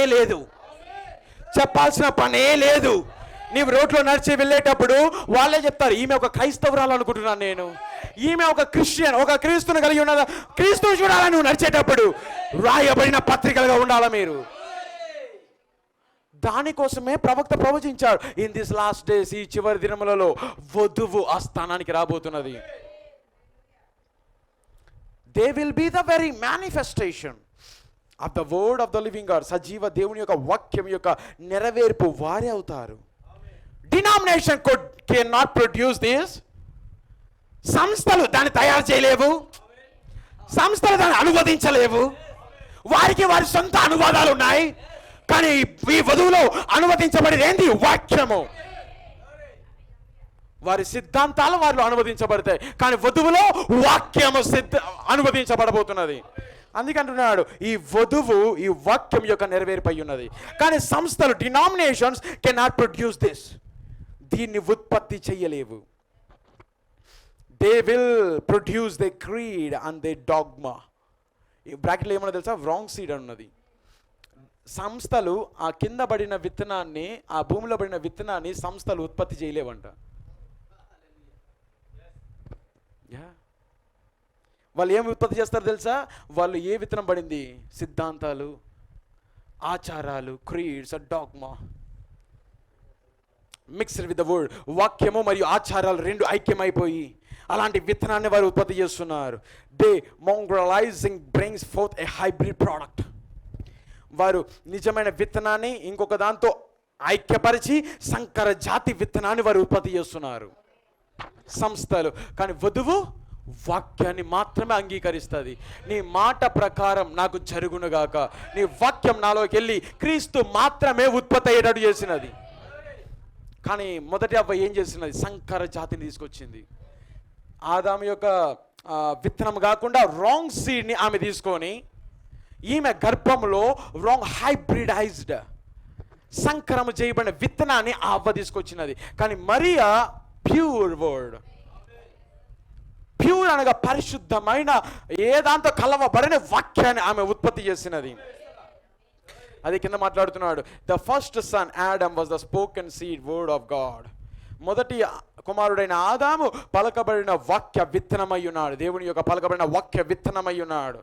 ఓ ఎలాంటి వర్తమానం ఇది, ఎలాంటి మాటలు ఇవి. He was given a braid to produce himself. కానీ ఆదాముకు ఒక భార్యను దేవుడిచ్చాడు. ఎందుకు? తనను తాను మరొకరిని ఉత్పత్తి చేయుట కొరకు. That is why the bride was given to him. ఆ కారణము చేతనే ఆదాముకు వధువును దేవుడిచ్చాడు. ఎందుకొరకు? పిల్లల్ని కనుట కొరకే ఆదాము కొరకు వధువునిచ్చాడంట. మీకు అర్థమైనదా? ఒక పురుషునికి భార్య ఎందుకు వస్తున్నది? తన వంటి ఒక కుమారుని ఉత్పత్తి చేయుట కొరకు మాత్రమే వధువుని దేవుడు ఒక పురుషునికి ఇస్తున్నాడు. ఒక ఒక ఒక ఒక స్త్రీని ఇస్తున్నాడు. That is why the bride was given to him. ఆ కారణం చేతనే వధువు ఆయనకి, ఆదాంకి ఇవ్వబడెను. టు రీప్రొడ్యూస్ హిమ్సెల్ఫ్, తను తాను ఉత్పత్తి చేయుట కొరకు. To produce another son of God, మరొక దేవుడి కుమారుణ్ణి ఉత్పత్తి చేయుట కొరకు. బట్ షీ ఫెల్, కానీ ఆమె పడిపోయినది. షీ ఫెల్ బై హైబ్రిడైజేషన్, సంకర జాతి కారణంగా ఆమె పడిపోయినది. She calls him to die, కుమారుడు చనిపోయే విధముగా దానికి కారణం ఈమె అయ్యింది. ఎవరు? హేబేలు చనిపోవుట కొరకు పడిపోయిన చనిపోయే కుమారునికి కారణం ఎవరో కాదు, అవ్వ. మళ్ళీ ప్రవక్త కింద అదే ఆత్మ మళ్ళీ ఇంకొక దగ్గరికి వెళ్తున్నది. సెకండ్ సన్ జీసస్, రెండవ కుమారుడైన యేసు, ఆయన కూడా the spoken seed word of God, దేవుని యొక్క పలకబడిన వాక్య విత్తనమై ఉన్నాడు. Was given a bride like as was with Adam. ఆదాముకు దేవుడు ఒక భార్యను ఇచ్చినట్లుగా రెండవ ఆదాము కూడా ఒక వధువుని ఆయన ఇచ్చి ఉన్నాడు. ఓమా, ఇది ఎవరో కాదు, దేవుడే పలుకుతున్నాడు. ఆత్మ పలుకుతున్నది. ఎలాంటి మాట? అందుకే దీని వెళ్ళి చాలా ఇంపార్టెంట్. ప్రతి మాట నీ కలమును తీసుకుని వ్రాయము. ఈరోజు వర్తమానాలంతా కూడా అంత ఆత్మ మాట్లాడినట్టుగానే ఉన్నది. అంతే కదా? అంతేనా లేదా? నేను ఏం మాట్లాడుతున్నా అలాగే ఆత్మ మాట్లాడినట్టుగా ఉన్నది. ఇక్కడ ఆత్మే మాట్లాడుతున్నది. ఇదిగో మొదటి ఆదాము, ఇదిగో రెండవ ఆదాము. మొదటి ఆదాముకు అవ్వ ఉన్నది, ఇక్కడ రెండవ ఆదాముకి అవ్వ ఉన్నది. అవునా, నిజమేనా? అవ్వ పడిపోలేదు, అవ్వ పడిపోయినది, ఈ అవ్వ పడిపోలేదు. ఆత్మ కూడా అలాగే మాట్లాడుతున్నది. మొదటి ఆదాముకు అవ్వ ఉన్నది, కానీ చివరి కాలంలో రెండవ ఆదాము కూడా ఒక అవ్వ, ఒక వధువు ఆమెకు ఇవ్వబడేను, అతనికి ఇవ్వబడేను. ఎందుకొరకు? టు రిప్రొడ్యూస్ హిమ్సెల్ఫ్, తన వంటి ఒక కుమారుణ్ణి ఉత్పత్తి చేయుట కొరకు క్రీస్తుకు కూడా ఒక భార్యను దేవుడు అనుగ్రహించాడు. Before he could marry her, ఆమె వివాహం కాక మునిపే ఆమె పడిపోయినదంట. ఎవరు? పెంతెకోస్తు ఆది సంఘం పడిపోయినది. షీ లైక్ ఆడమ్స్ వైఫ్, ఆదాము భార్య వలె ఆమె పడిపోయినది. Was put to test whether she would believe the word of God or live or doubt the word of God and die. దేవుని వాక్యాన్ని నమ్మి బ్రతుకునా లేకపోతే దేవుని వాక్యాన్ని బట్టి చనిపోవునా అనే ఒక పరీక్షకు ఆదాము యొక్క భార్య వంటి భార్య మొదటి ఆది అల్ఫా సంఘము క్రీస్తుకు ఇవ్వబడేను. షీ డౌటెడ్, ఆమె అవిశ్వాసం వచ్చింది. She left the word and she died. ఆమె వాక్యాన్ని తప్పి ఆమె చనిపోయినది. From a little group of the true seed of God. ఆ చిన్న విత్తనము అలానే ఉన్నది. ఆది సంఘములో ఆ చిన్న సంఘము, ఆ చిన్న విత్తనము నిదానంగా రావడం మొదలు పెడుతున్నది. God will present crash with a beloved bride. ఒకనొక దినమున ప్రియమైన వధువుతో క్రీస్తును ఆయన ప్రకటించబోతున్నాడు. ఒక సమయంలో మ్యారేజ్ జరుగుతుంది. పెళ్లి కుమారుడు పెళ్లి కుమార్తె వివాహం జరుగుతుంది. వివాహం జరిగిన తర్వాత వాళ్ళందరూ ఆడియన్స్ వైపు తిరుగుతారు. తిరిగిన తర్వాత అక్కడ ఉన్న పెళ్లి చేసిన ఆయన ఏమంటాడు తెలుసా? లేడీస్ అండ్ జెంట్లమెన్ ప్రకటిస్తాడు. ఏమని ప్రకటిస్తాడు? వీరు ఇప్పుడు వివాహం చేయబడ్డారు. I introduce Mr Jesus and Mrs Jesus Christ. Shri Yesu Kristu మరియు శ్రీమతి యేసుక్రీస్తు వీరిద్దరు ఇప్పుడు ఏకపరచబడి ఉన్నారని పెళ్లి దగ్గర ఆ యొక్క మ్యారేజ్ ఆఫీసర్ అందరి లేడీస్ అండ్ జెంట్లమెన్ ప్రకటిస్తాడు. వింటున్నారా? అలాగనే దేవుడు ఒకానొక దినమున తన కుమారునికి ఈ భార్యకు వివాహమైన తర్వాత, ఇద్దరు ఏకమైన తర్వాత ఆయన ఈ భూమికి ప్రకటించబోతున్నాడు. ఇప్పుడు క్రీస్తు ఈమె వేరు కాదు. ఇప్పుడు వీరిద్దరు ఏక శరీరమై ఉన్నారు. వీరిద్దరు ఒకటైపోయారు. ఇప్పుడు షీ ఈజ్ అ వర్జిన్. ఈమె ఒక కన్య అయి ఉన్నది. ఈమె because she knows no man made creed and dogma. ఈమె ఏ ఒక సిద్ధాంతాలను, ఏ ఒక పద్ధతులను ఈమె వెంబడించలేదు. ఈమె ఎవరిని ఎరుగలేదు. అందుకే ఈమె ఏమై ఉన్నది? కన్యకై ఉన్నది. వినండి, ఇదే అద్భుతమైన మాట. By and through the members of the bride will be finished all that was promised of God to be manifest in the virgin. దేవుడు ఏ కన్యకలో అయితే నెరవేర్చబడవలెనని దేవుడు ఏ వాగ్దానాలు అయితే చేశాడో ఆ వాగ్దానాలన్నిటినీ ఈ వధువు అనేక సభ్యులు కలిగిన ఈ వధువు ద్వారా ఆయన నెరవేర్చును. మీకు అర్థమైనదా? ఆల్ ద ప్రామిసెస్, వాగ్దానాలన్నిటినీ దేవుడు ఏదైతే వాగ్దానం చేశాడో వీటన్నిటినీ వధువు ద్వారా ఆయన నెరవేర్పు చేయును. ఏ వాగ్దానం చేశాడు ఆయన? ఒత్తిడి రాబోతున్నది, అప్పుడు చూడు మూడవ ఏడుపు. అదొక వాగ్దానం అయి ఉన్నది. నేను చేయు క్రియలు మాత్రమే కాదు, నా వంటి గొప్ప క్రియలు మీరును చేయుదురు. అది ఆయన వాగ్దానం అయి ఉన్నది. ఈ వాగ్దానాలన్నీ కూడా వధువు ద్వారా ఆయన నెరవేరుస్తాడు. పట్టుకుంటున్నారా? ఇది నా మాట కాదు. అంటే ఇదేమై ఉన్నది? ఇది ఈ వధువు ఆయన వాగ్దానం యొక్క అనువాదం అయి ఉన్నది. ఈ వధువు ఆయన వాగ్దానం యొక్క నెరవేర్పు అయి ఉన్నది. ఓకే, ఈ కాలంలో నేను చెప్తాను చూడండి. ఈ కాలంలో బ్యాప్టిస్ట్కి సొంత అనువాదం ఉంది. వారి సొంత సిద్ధాంతాలు ఉన్నాయి. వారికి బైబిల్ యొక్క సిద్ధాంతాలు లేవు. బైబిల్ ఏం చెప్తే దాన్ని నమ్మరు వాళ్ళు. వారి సొంత ఆలోచనలు వారికి ఉన్నాయి. సొంత అనువాదం వారికి ఉంది. పెంతెకోస్తులకు సొంత అనువాదం ఉన్నది. చర్చ్ ఆఫ్ క్రైస్ట్ వాళ్ళకు సొంత అనువాదం ఉన్నది. సెవెంత్ డే అడ్వెంటిస్టులకు సొంత అనువాదం ఉన్నది. వింటున్నారా? కానీ వీటన్నిటి అనువాదాల మధ్యలో ప్రవక్త ఉన్నాడు. అన్ని అనువాదాలను ప్రవక్త చూస్తున్నాడు. ఏ అనువాదం కరెక్ట్గా లేదు నాకు. ఇది వాక్యం యొక్క అనువాదం కాదు. ఇది ప్రతి ఒక్కరు అంటున్నారు. నాకెందుకో ఈ బైబిల్ కరెక్ట్ కాదనిపిస్తుందండి. ఎవరు ముందు ప్రవక్తకు ముందున్న వాళ్ళందరూ కూడా ఏదో రాశారు కానీ ఇదంతా నమ్మబుద్ధి కావడం లేదు. సొంత అనువాదం. ఒక ఆయన అంటున్నాడు, దీంట్లో క్యాథలిక్ బైబిల్లో ఏమో ఎన్నో పుస్తకాలు, ఇంకా ఎక్కువ పుస్తకాలు ఉన్నాయి. ఇదంతా నిజమో కదా, నాకు ఆ నమ్మబుద్ధి కాలేదు. సొంత అనువాదం. మళ్ళీ ఆ తర్వాత ఇంకొక ఆయన వచ్చాడు, ఇది క్రీస్తు 30 సంవత్సరాలు బతికినట్టు చరిత్ర చెప్పడం లేదే, 33.5 సంవత్సరాలు, ఇంకా 14 సంవత్సరాలు బతికినట్టు చరిత్ర చెప్తున్నది. సొంత అనువాదం. ఒక్కొక్కరు ఒక్కొక్క సిద్ధాంతం. ఇదేమిది ప్రవక్త? కొంతమంది యేసుక్రీస్తు నామములో బ్యాప్టిజం, తండ్రి కుమార పరిశుద్ధాత్మ బ్యాప్టిజం అని ఇస్తున్నారు. సొంత అనువాదం. అనేక మంది వారి వారి సొంత అనువాదాలు. ఈవెన్ మెసేజ్లో కూడా సొంత అనువాదాలు వచ్చాయి. Own interpretations. వాక్యం కాకుండా, మెసేజ్ అంతా కాకుండా దానికి బయట అనువాదాలు వచ్చాయి. 1000 పరిపాలనలో ఉన్నామని కొందరు, అంతేనా, ఎత్తబడి అయిపోయినదని కొంతమంది. అనేక ఇంటర్ప్రిటేషన్, అనేక వాదములు, అనేక అర్థాలు. కానీ ప్రవక్త ఈ అందరి అర్థాల మధ్యలో ఈయన నిలబడి చూస్తున్నాడు. ఎంతమంది తెలుసు వైలెన్ స్టోరీ? వైలెన్ చెప్పాను కదా నేను, వైలెన్ గురించి. ఒకరోజు ఒక పాత వైలెన్ ఉందన్నమాట. పాత తుప్పు పట్టిపోయిన, దుమ్ము పట్టిపోయిన ఒక వైలెన్ని అక్కడ అందరి ముందు తీసుకొని వచ్చి వేలం పాట పాడారు. నేను దీనికి ఎవరెవరు ఎంత ఇస్తారు చెప్పండి అన్నప్పుడు ఒక ఆయన లేచి, నేను $1 ఈ వైలెన్కి ఇస్తాను నేను. వింటున్నారా? $1 ఈ వైలెన్ నేను పెడతాను. ఓకే, $1 అంటున్నారు. ఇంకెవరైనా ఉన్నారా? వేలం పాట. వింటున్నారు? వేలం పాట తెలుసు ఎంతమందికి? ఆ వైలెన్ ఇన్స్ట్రుమెంట్, వైలెన్ వాయించే వాళ్ళు. కానీ అది పాతది అయిపోయి ఎవరికి ఎలా ప్లే చేయాలో తెలియలేదు. అది తుప్పు పట్టిపోయినది. ఆయన ఎందుకు ఇంట్లో ఉన్నదని వేలం పాట పెట్టాడు. ఎంతవరకు పోతుందో, పాతది కదా. అందరూ $1 అంటున్నాడు. $1 అన్నప్పుడు ఆయనకి మరీ చీప్గా కనపడింది. వేలం పాటేసే ఆయనకు. ఏమయ్యా మీకు తెలుసా, ఏమైనా అర్థమవుతుందా? $1 అంటున్నారు. ఇది ఎవరు ప్లే చేస్తారో తెలుసా మీకు? The great director of symphony, apostle Paul.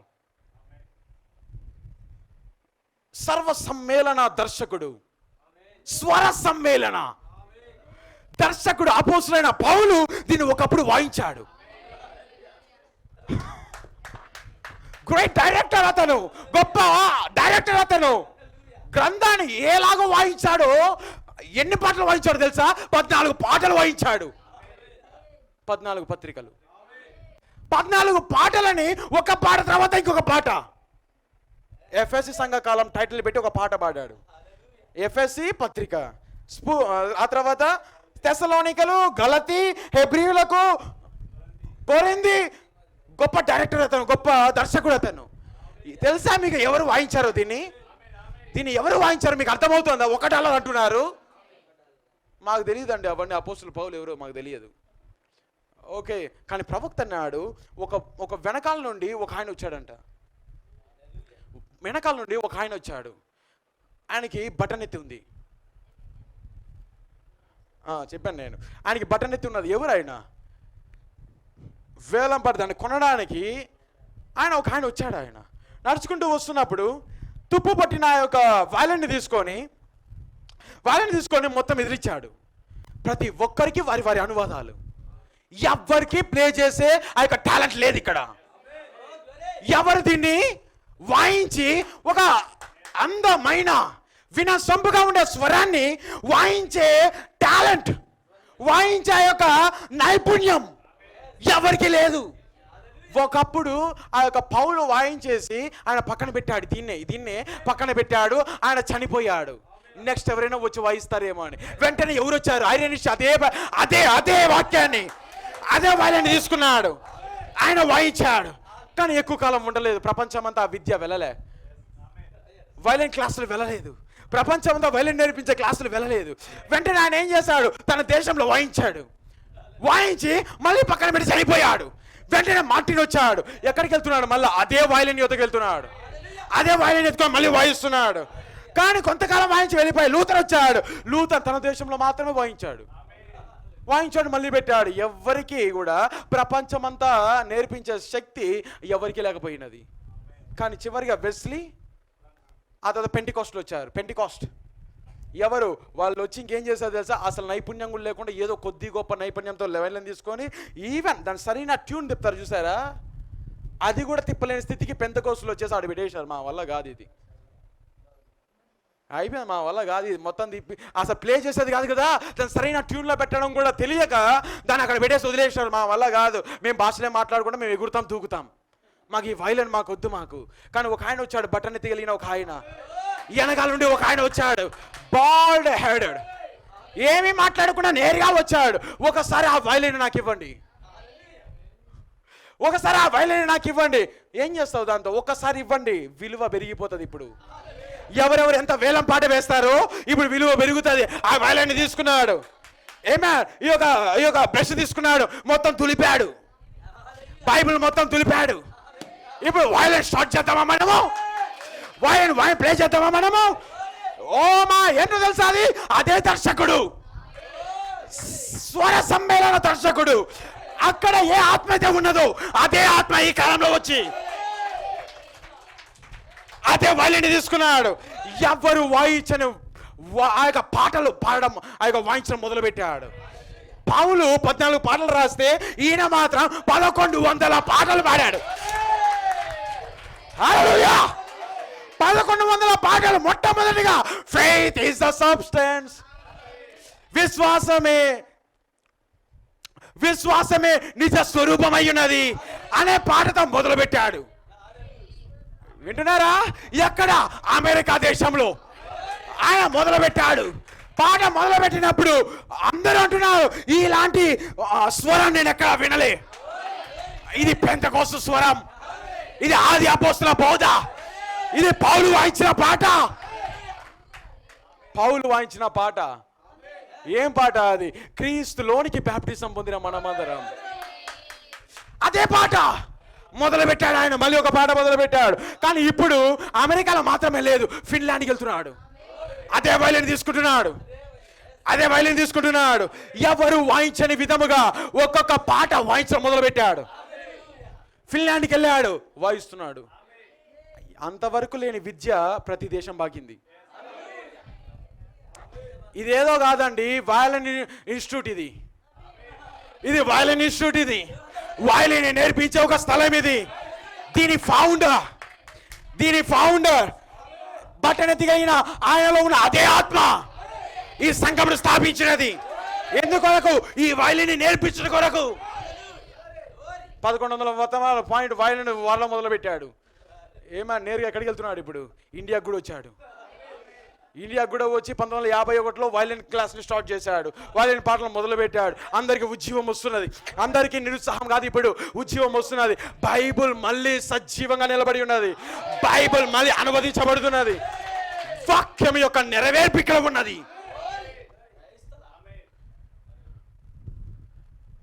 Violin పురాతనమైన విద్య, కొత్త డాక్ట్రిన్ కాదు ఇది, కొత్త సిద్ధాంతం కాదు ఇది, పాత విద్య. కానీ దేవుని యొక్క కృప వలన ఒక ఆయన ఇక్కడ ఉన్నాడు, వయలిన్ వాయించడం మొదలు పెట్టాడు. ఎవరి వల్ల కాలేకపోయినదండి దీన్ని ప్లే చేయడం, ఎవరి వల్ల కాలేకపోయినది. నేను చేయు క్రియలు కాదు, నాకంటే గొప్ప కార్యాలు. దీన్ని ఎలా ప్లే చేయాలో అర్థం కాలే, దీన్ని ఎలా పాడాలనో అర్థం కాలే. కానీ ప్రవక్త పాడి చూపించినాడు. ఉడుత కలుగునుగాక. మా ప్రవక్తలో వాగ్దానము నెరవేర్పు జరుగుతున్నది. ఈ ప్రవక్త వాగ్దానం యొక్క నెరవేర్పు అయి ఉన్నాడు. మలాకి 4, ప్రకటన 17, లూకా 17:30, అంతేనా? 17:30 ఇవన్నీ కూడా ఏమై ఉన్నవి? ఇవి ఈ గడియకు ఆయన నిర్ణయించిన వాగ్దాన వాక్యమై ఉన్నది. కానీ ఈ మూడింటిని ఎవరు అనువదించారు? అర్థం ఎవరు చెప్పారు? ప్రవక్త వచ్చి దాన్ని నెరవేర్చుట వలన అదే అనువాదం మా కాలానికి. నేను చెప్పనా, నేను ఈ కాలంలో రష్యాకు కూడా ఒక వాగ్దానం ఉంది, ఈ కాలంలో అమెరికాకు కూడా ఒక వాగ్దానం ఉంది, ఈ కాలంలో వాటికన్ సిటీకి కూడా ఒక వాగ్దానం ఉంది. కానీ వారి వాగ్దానాన్ని నువ్వు నెరవేర్చలేవు. ఎందుకంటే రష్యా ప్రవచనం నీది కాదు. రష్యా ప్రవచనం ఏంటి? అమెరికా మీద దాని మీద బాంబే నువ్వు వేస్తావా? వేయలేవు. వారి ప్రవచనం వారిదే, మన ప్రవచనం మనది.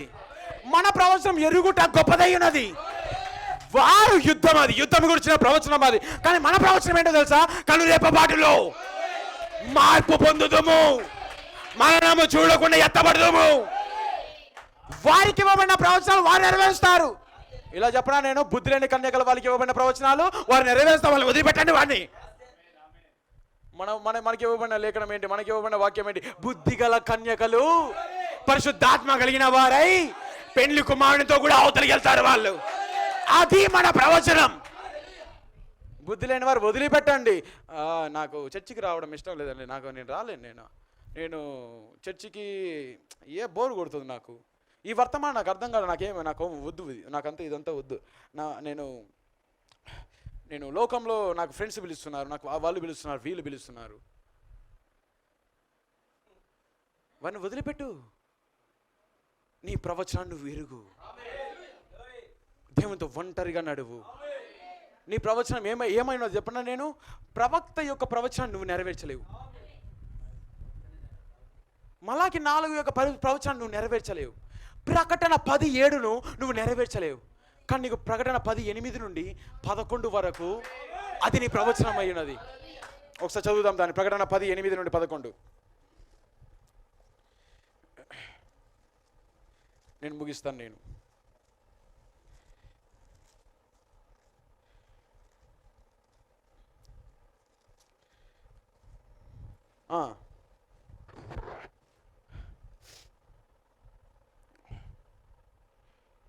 ప్రకటన 10:8.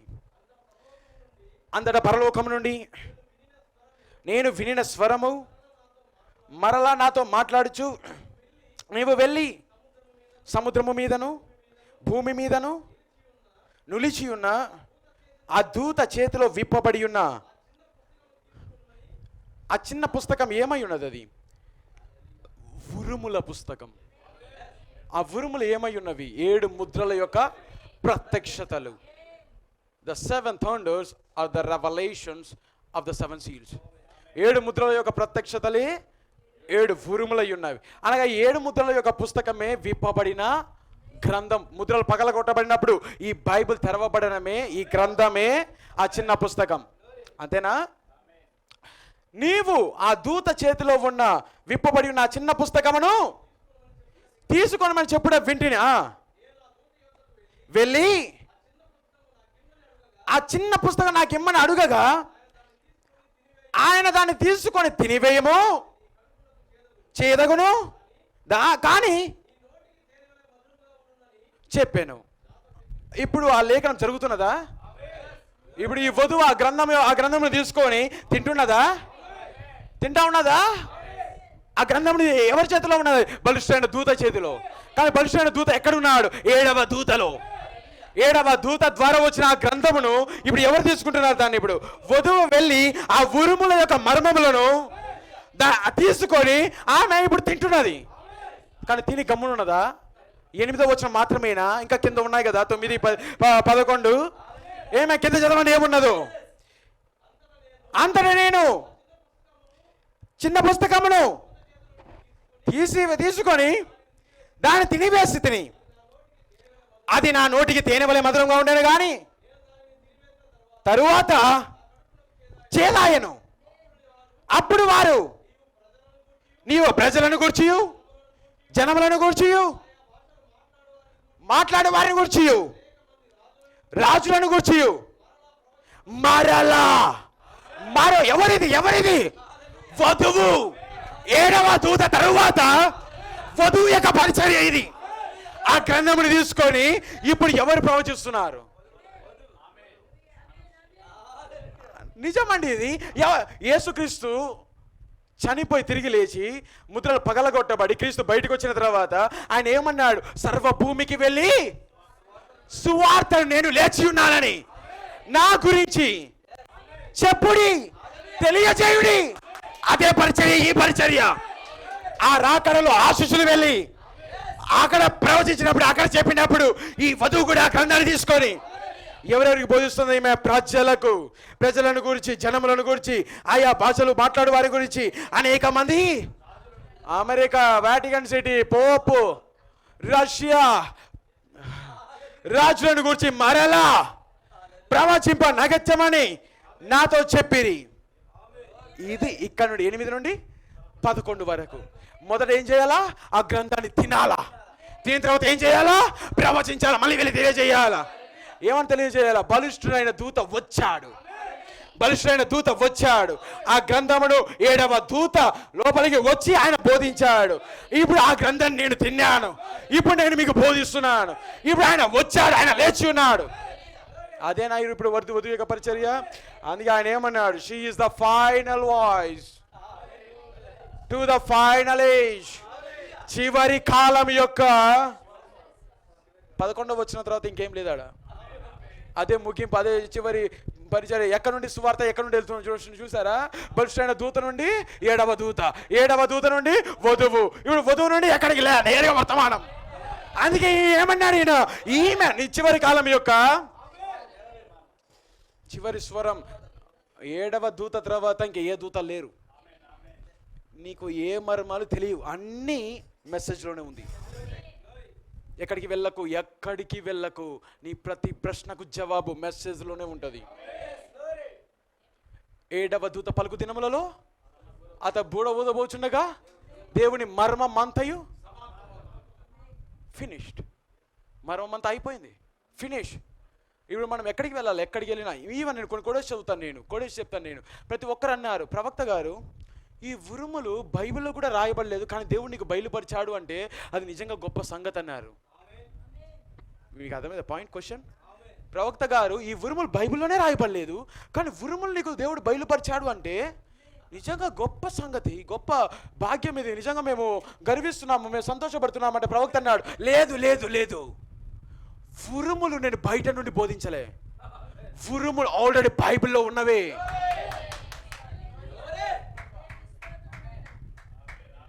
చదివిస్తాను నేను, లేఖనాలు చదివిస్తాను నేను. ఆయన అన్నాడు, లేదు, ఉరుములు మర్మంగానే ఉన్నాయి, కానీ బయట లేవవి. ఆల్రెడీ బైబిల్లోనే ఉన్నది. అంటే ఇప్పుడు మర్మాలు ఎతకాలంటే ఎక్కడికి వెళ్ళాలా? ఎక్కడికి ఎవ్వరు నీకు చెప్పలేరు, ఎవ్వరు నీకు బయలుపరచలేరు. నీకు ఎవరు బయలుపరచాలి? పరిశుద్ధాత్మ ఆల్రెడీ బైబిల్లో ఉన్నదాన్ని తెరిచి మరి చూపిస్తాడు. ప్రవక్త అన్నాడు, 7 ఉరుములు నేను బయట నుండి చెప్పింది కాదు అవన్నీ. మీరు అట్లా అనుకోవద్దు, ఆల్రెడీ బైబిల్లో లేవని మీరు అనుకుంటున్నారు, కానీ నేను చెప్పేది చూడండి, ఆల్రెడీ అవి బైబిల్లో మర్మముగా దాచబడి ఉన్నాయి. దేవుడు దాన్ని ముద్రించి ఉన్నాడు. యా, మొదటి 4 ముద్రలు ఏంది? సంఘకాలాలు బైబిల్లో ఉన్నాయా?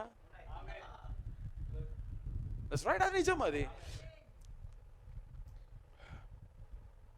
సరే, 7వ ముద్ర ఆయన రాకడ బైబిల్లో ఉందా? ఆల్రెడీ బైబిల్లో ఉన్నవి, ఏది కొత్తదేమీ లేదు. ఆల్రెడీ బైబిల్లో ఉన్నది ఆయన బయలుపరుస్తున్నాడు. సర్ప సంతానము ఎవరికి తెలియదు, కానీ అది బైబిల్లోనే మర్మంగా ఉంది. అది బ్యాప్టిజం అది బయట నుండి వచ్చింది కాదు, ఆల్రెడీ బైబిల్లోనే దాచబడి ఉన్నది. అది ముసుగు అది బయట నుండి వచ్చింది కాదు, ఆల్రెడీ బైబిల్లోనే ఉన్నది. అది పాతాళము నిత్యత్వము ఉండదు, అది బయట నుండి వచ్చిందేం కాదు, అది బైబిల్లోనే ఉంది. That's right. ఎవ్రీ మిస్టరీ, ప్రతి మర్మం అది బైబిల్లోనే ఉంది. కానీ ఇప్పుడు మనకి ఏం అవసరం? ప్రత్యక్షత ఆత్మ, పరిశుద్ధాత్మ మనకున్నప్పుడు దాచబడి ఉన్న మర్మములను ఆయన బయలుపరుస్తాడు, ఒకటి తర్వాత ఒకటి. నువ్వు ఆధారపడాల్సింది మనుషుల మీద కాదు. ఆల్రెడీ ఫినిష్డ్, సమస్తము భవిష్యత్తులో సమాప్తమయ్యేదేం లేదు. ఇంకా మర్మమంతా ఆల్రెడీ 7వ దూత స్వరము దిలమునలోనే ఆల్రెడీ అయిపోయినది. అది ఈరోజు మనకి ఏం అవసరము? అందరు దీన్ని చదవలేరు. ఎవరు అవసరం? పరిశుద్ధాత్మ, గడియ వర్తమానం, బైబిల్. ఈ 2 ఒకటే. నేను చెప్తాను, ఈ 2 ఒకటే. పరిశుద్ధాత్మ వెళ్ళినప్పుడు నీకు బయలుపరుస్తూ ఉంటాడు. ప్రవక్త సమస్తమును ఆల్రెడీ ఆయన వివరించి ఉన్నాడు. పట్టుకుంటున్నారా మీరు? ఈ గడియకు ఇవ్వబడిన వాక్యం యొక్క నెరవేర్పే వధువై ఉన్నది. వధువు మాత్రమే దాన్ని నెరవేరుస్తుంది, ఎవ్వరూ దాన్ని నెరవేర్చలేరు. 3వ ఈడ్పు అది వధువు కోసం. That's right. God bless you. దేవుడు మళ్ళీ దీవించును గాక. ఆమేన్. Did you understand? మీకు అర్థమవుతున్నదా ఈ వర్తమానం అంతా కూడా? ఆమేన్. God bless you. God bless you. దేవుడు మళ్ళీ దీవించును గాక. ఆమేన్. Let's stand together. ప్రతి ఒక్కరు లేచి నిలబడండి. ప్రార్థన చేస్తాం. ఇంకా కృప, ఆ కృపా మేఘం మనల్ని ఇంకా కమ్ముకొని ఉన్నది. పరిశుద్ధాత్మతో నింపబడి మధ్యాకాశమునకు మనల్ని పిలుస్తున్నది. కరడును పిలుస్తా ఉన్నది. దేవుని నామానికి మహిమ కలుగునుగాక. అనుభవించండి. దేవుని వాక్యముతో అనుభవించండి. దేవుని వాక్యాన్ని అనుభవించండి. వాక్యములో దినదినానికి వాక్యములో మీరు స్థిరపడండి, సిద్ధపడండి. మహాపరిశుద్ధుడైన దేవ, ఎంత అమూల్యమైన మాటలు నాయన. ఇదిగో నీ బిడలు ప్రభువా ఇప్పుడిప్పుడు ఎదుగుతూ ఉన్నారు. ఇప్పుడిప్పుడు కళ్ళు తెరుస్తూ ఉన్నారు. ఇప్పుడిప్పుడు ప్రభువా మరి నీ సన్నిధిలో గంతులు వేస్తూ ఉంటున్నారు. మేమందరము ప్రభా గంతులు వేస్తూ ఉంటున్నాము. మేమందరము ఓ మా హృదయంలో ప్రభువు ఓ తండ్రి ఉల్లసిస్తూ ఉంటున్నాము, సంతోషిస్తూ ఉంటున్నాము నాయన. దేవా, మేము అక్కడికి ఎత్తబడక మునిపే, ఆ మధ్యాకాశానికి ఎత్తబడక మునిపే ఓ మాలో ఒక గొప్ప కార్యాన్ని, అద్భుతాలు, ఆశ్చర్యకాలు జరిగిస్తూ రెప్ప పాటున అవతల గట్టు తీసుకుపోబోతున్నావు అయ్యా. ఆ లేఖనాలు మాలో నెరవేర్చబోతున్నారు అయ్యా. మీకు స్తోత్రములు, వందనాలు. ఏమిచ్చి రుణము తీర్చుకునేది నాయన. అవును దేవా, ఒక్కొక్క ప్రవక్తల్లో మిమ్మల్ని చూపిస్తూ వస్తున్నారు. బైబుల్ అంతట్లో మిమ్మల్ని చూపిస్తూ వస్తున్నారు. ఓ ఆ విత్తనము భూమిలో పడినప్పుడు అది మీరై ఉన్నారు ప్రభువా. తిరిగి అదే విత్తనాన్ని మాలో చూడడానికి, ఓ మాలో ప్రభా స్వారూప్యాన్ని చూడడానికి మీరు ఎదురు చూస్తున్న దేవుడు మీకు స్తోత్రములు. ఎంత చక్కగా ప్రభా జోడించుకుంటూ మీరు మాతో మాట్లాడిన దేవుడు. ఆదాము యొక్క భార్య, ఆదాము యొక్క విత్తనములు బయటికి తీసుకొచ్చుట కొరకే, ఓ క్రీస్తు యొక్క భార్య క్రీస్తును బయటికి తీసుకొచ్చుట కొరకే మమ్మల్ని పిలిచిన దేవుడవు అయ్యా. గొప్ప దేవా, మీకు స్తోత్రములు నాయన. మీ ఉన్నతమైన పరిశుద్ధమైన నామానికి స్తుతులు, స్తోత్రములు. సామాన్యతలు మీరు దాగి ఉండే దేవుడవు నాయన. ఈ చిన్న వయసులో ప్రభువా యవ్వన బిడలో ఉండి మీరు బలముగా మీరు వాడుకోనండి. ఇంకా తగ్గించుకొని, ఇంకా వర్తమానము కొరకు, ఇంకా ప్రభా మా హృదయాలకు నింపడానికి ప్రభువా ఒక సాధనముగా మీరు వాడుకోనండి.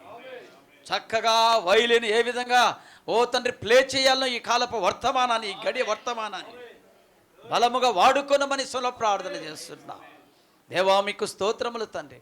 మాకు అర్థమవులాగున మీ పరిశుద్ధాత్మ శక్తి ద్వారా మీరుండి మీటుమని సొలో ప్రార్థన చేస్తున్నా దేవా. మీకు స్తోత్రములు. మీరు మమ్మల్ని ఆకర్షించుకోనమని సొలో ప్రార్థన చేస్తున్నా దేవా. సాయంకాల సమయంలో ఉన్న ఆరాధనను, కమ్యూనియన్ సర్వీస్ను ఇదిగో 6-7 జరుగుతున్న వర్తమానంలో మీటింగుల్లో మీరు ఉండండి ప్రభా. దైవదాసులను క్షేమంగా నడిపించండి, పరిశుద్ధాత్మ శక్తితో నింపండి. అనువాదం చేస్తున్నా, ఓ తర్జుమా చేస్తున్నా, ఇదిగో యవన బోధకుని మీరు అభిషేకించండి, సేవకుని అభిషేకించండి. మాకు అర్థమవులాగా మా హృదయాలతో మీరు మాట్లాడండి. అది ఈ కాలపు గడి అయి ఉండాలి ప్రభువా. ఈ పరిశుద్ధాత్మ సంచారం అయి ఉండాలి ప్రభా. అది మాకు దీవెనకరంగా ఉండాలి ప్రభా మీటింగులు. అయ్యా గొప్ప దేవా, మీ వందనాలు. మేము ఏదైతే విత్తుతున్నామో అది పరలోకంలో నిజముగా, అది పరలోకంలో 1000 మేము కోస్తామని, ఆశీర్వదించబడతామని అయ్యా మీకు వందనాలు, స్తోత్రాలు. ఈ వాక్యపు విలువ 20 సంవత్సరాలకు తెలియదు ప్రభువా.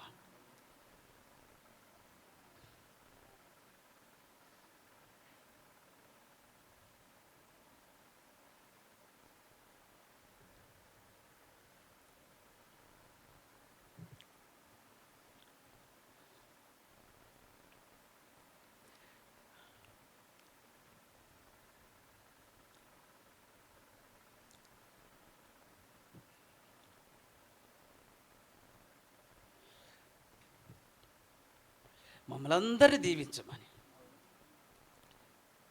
యేసు నామములో ప్రార్థిస్తున్నాము. ఆమేన్, ఆమేన్. God bless you brother. God bless you.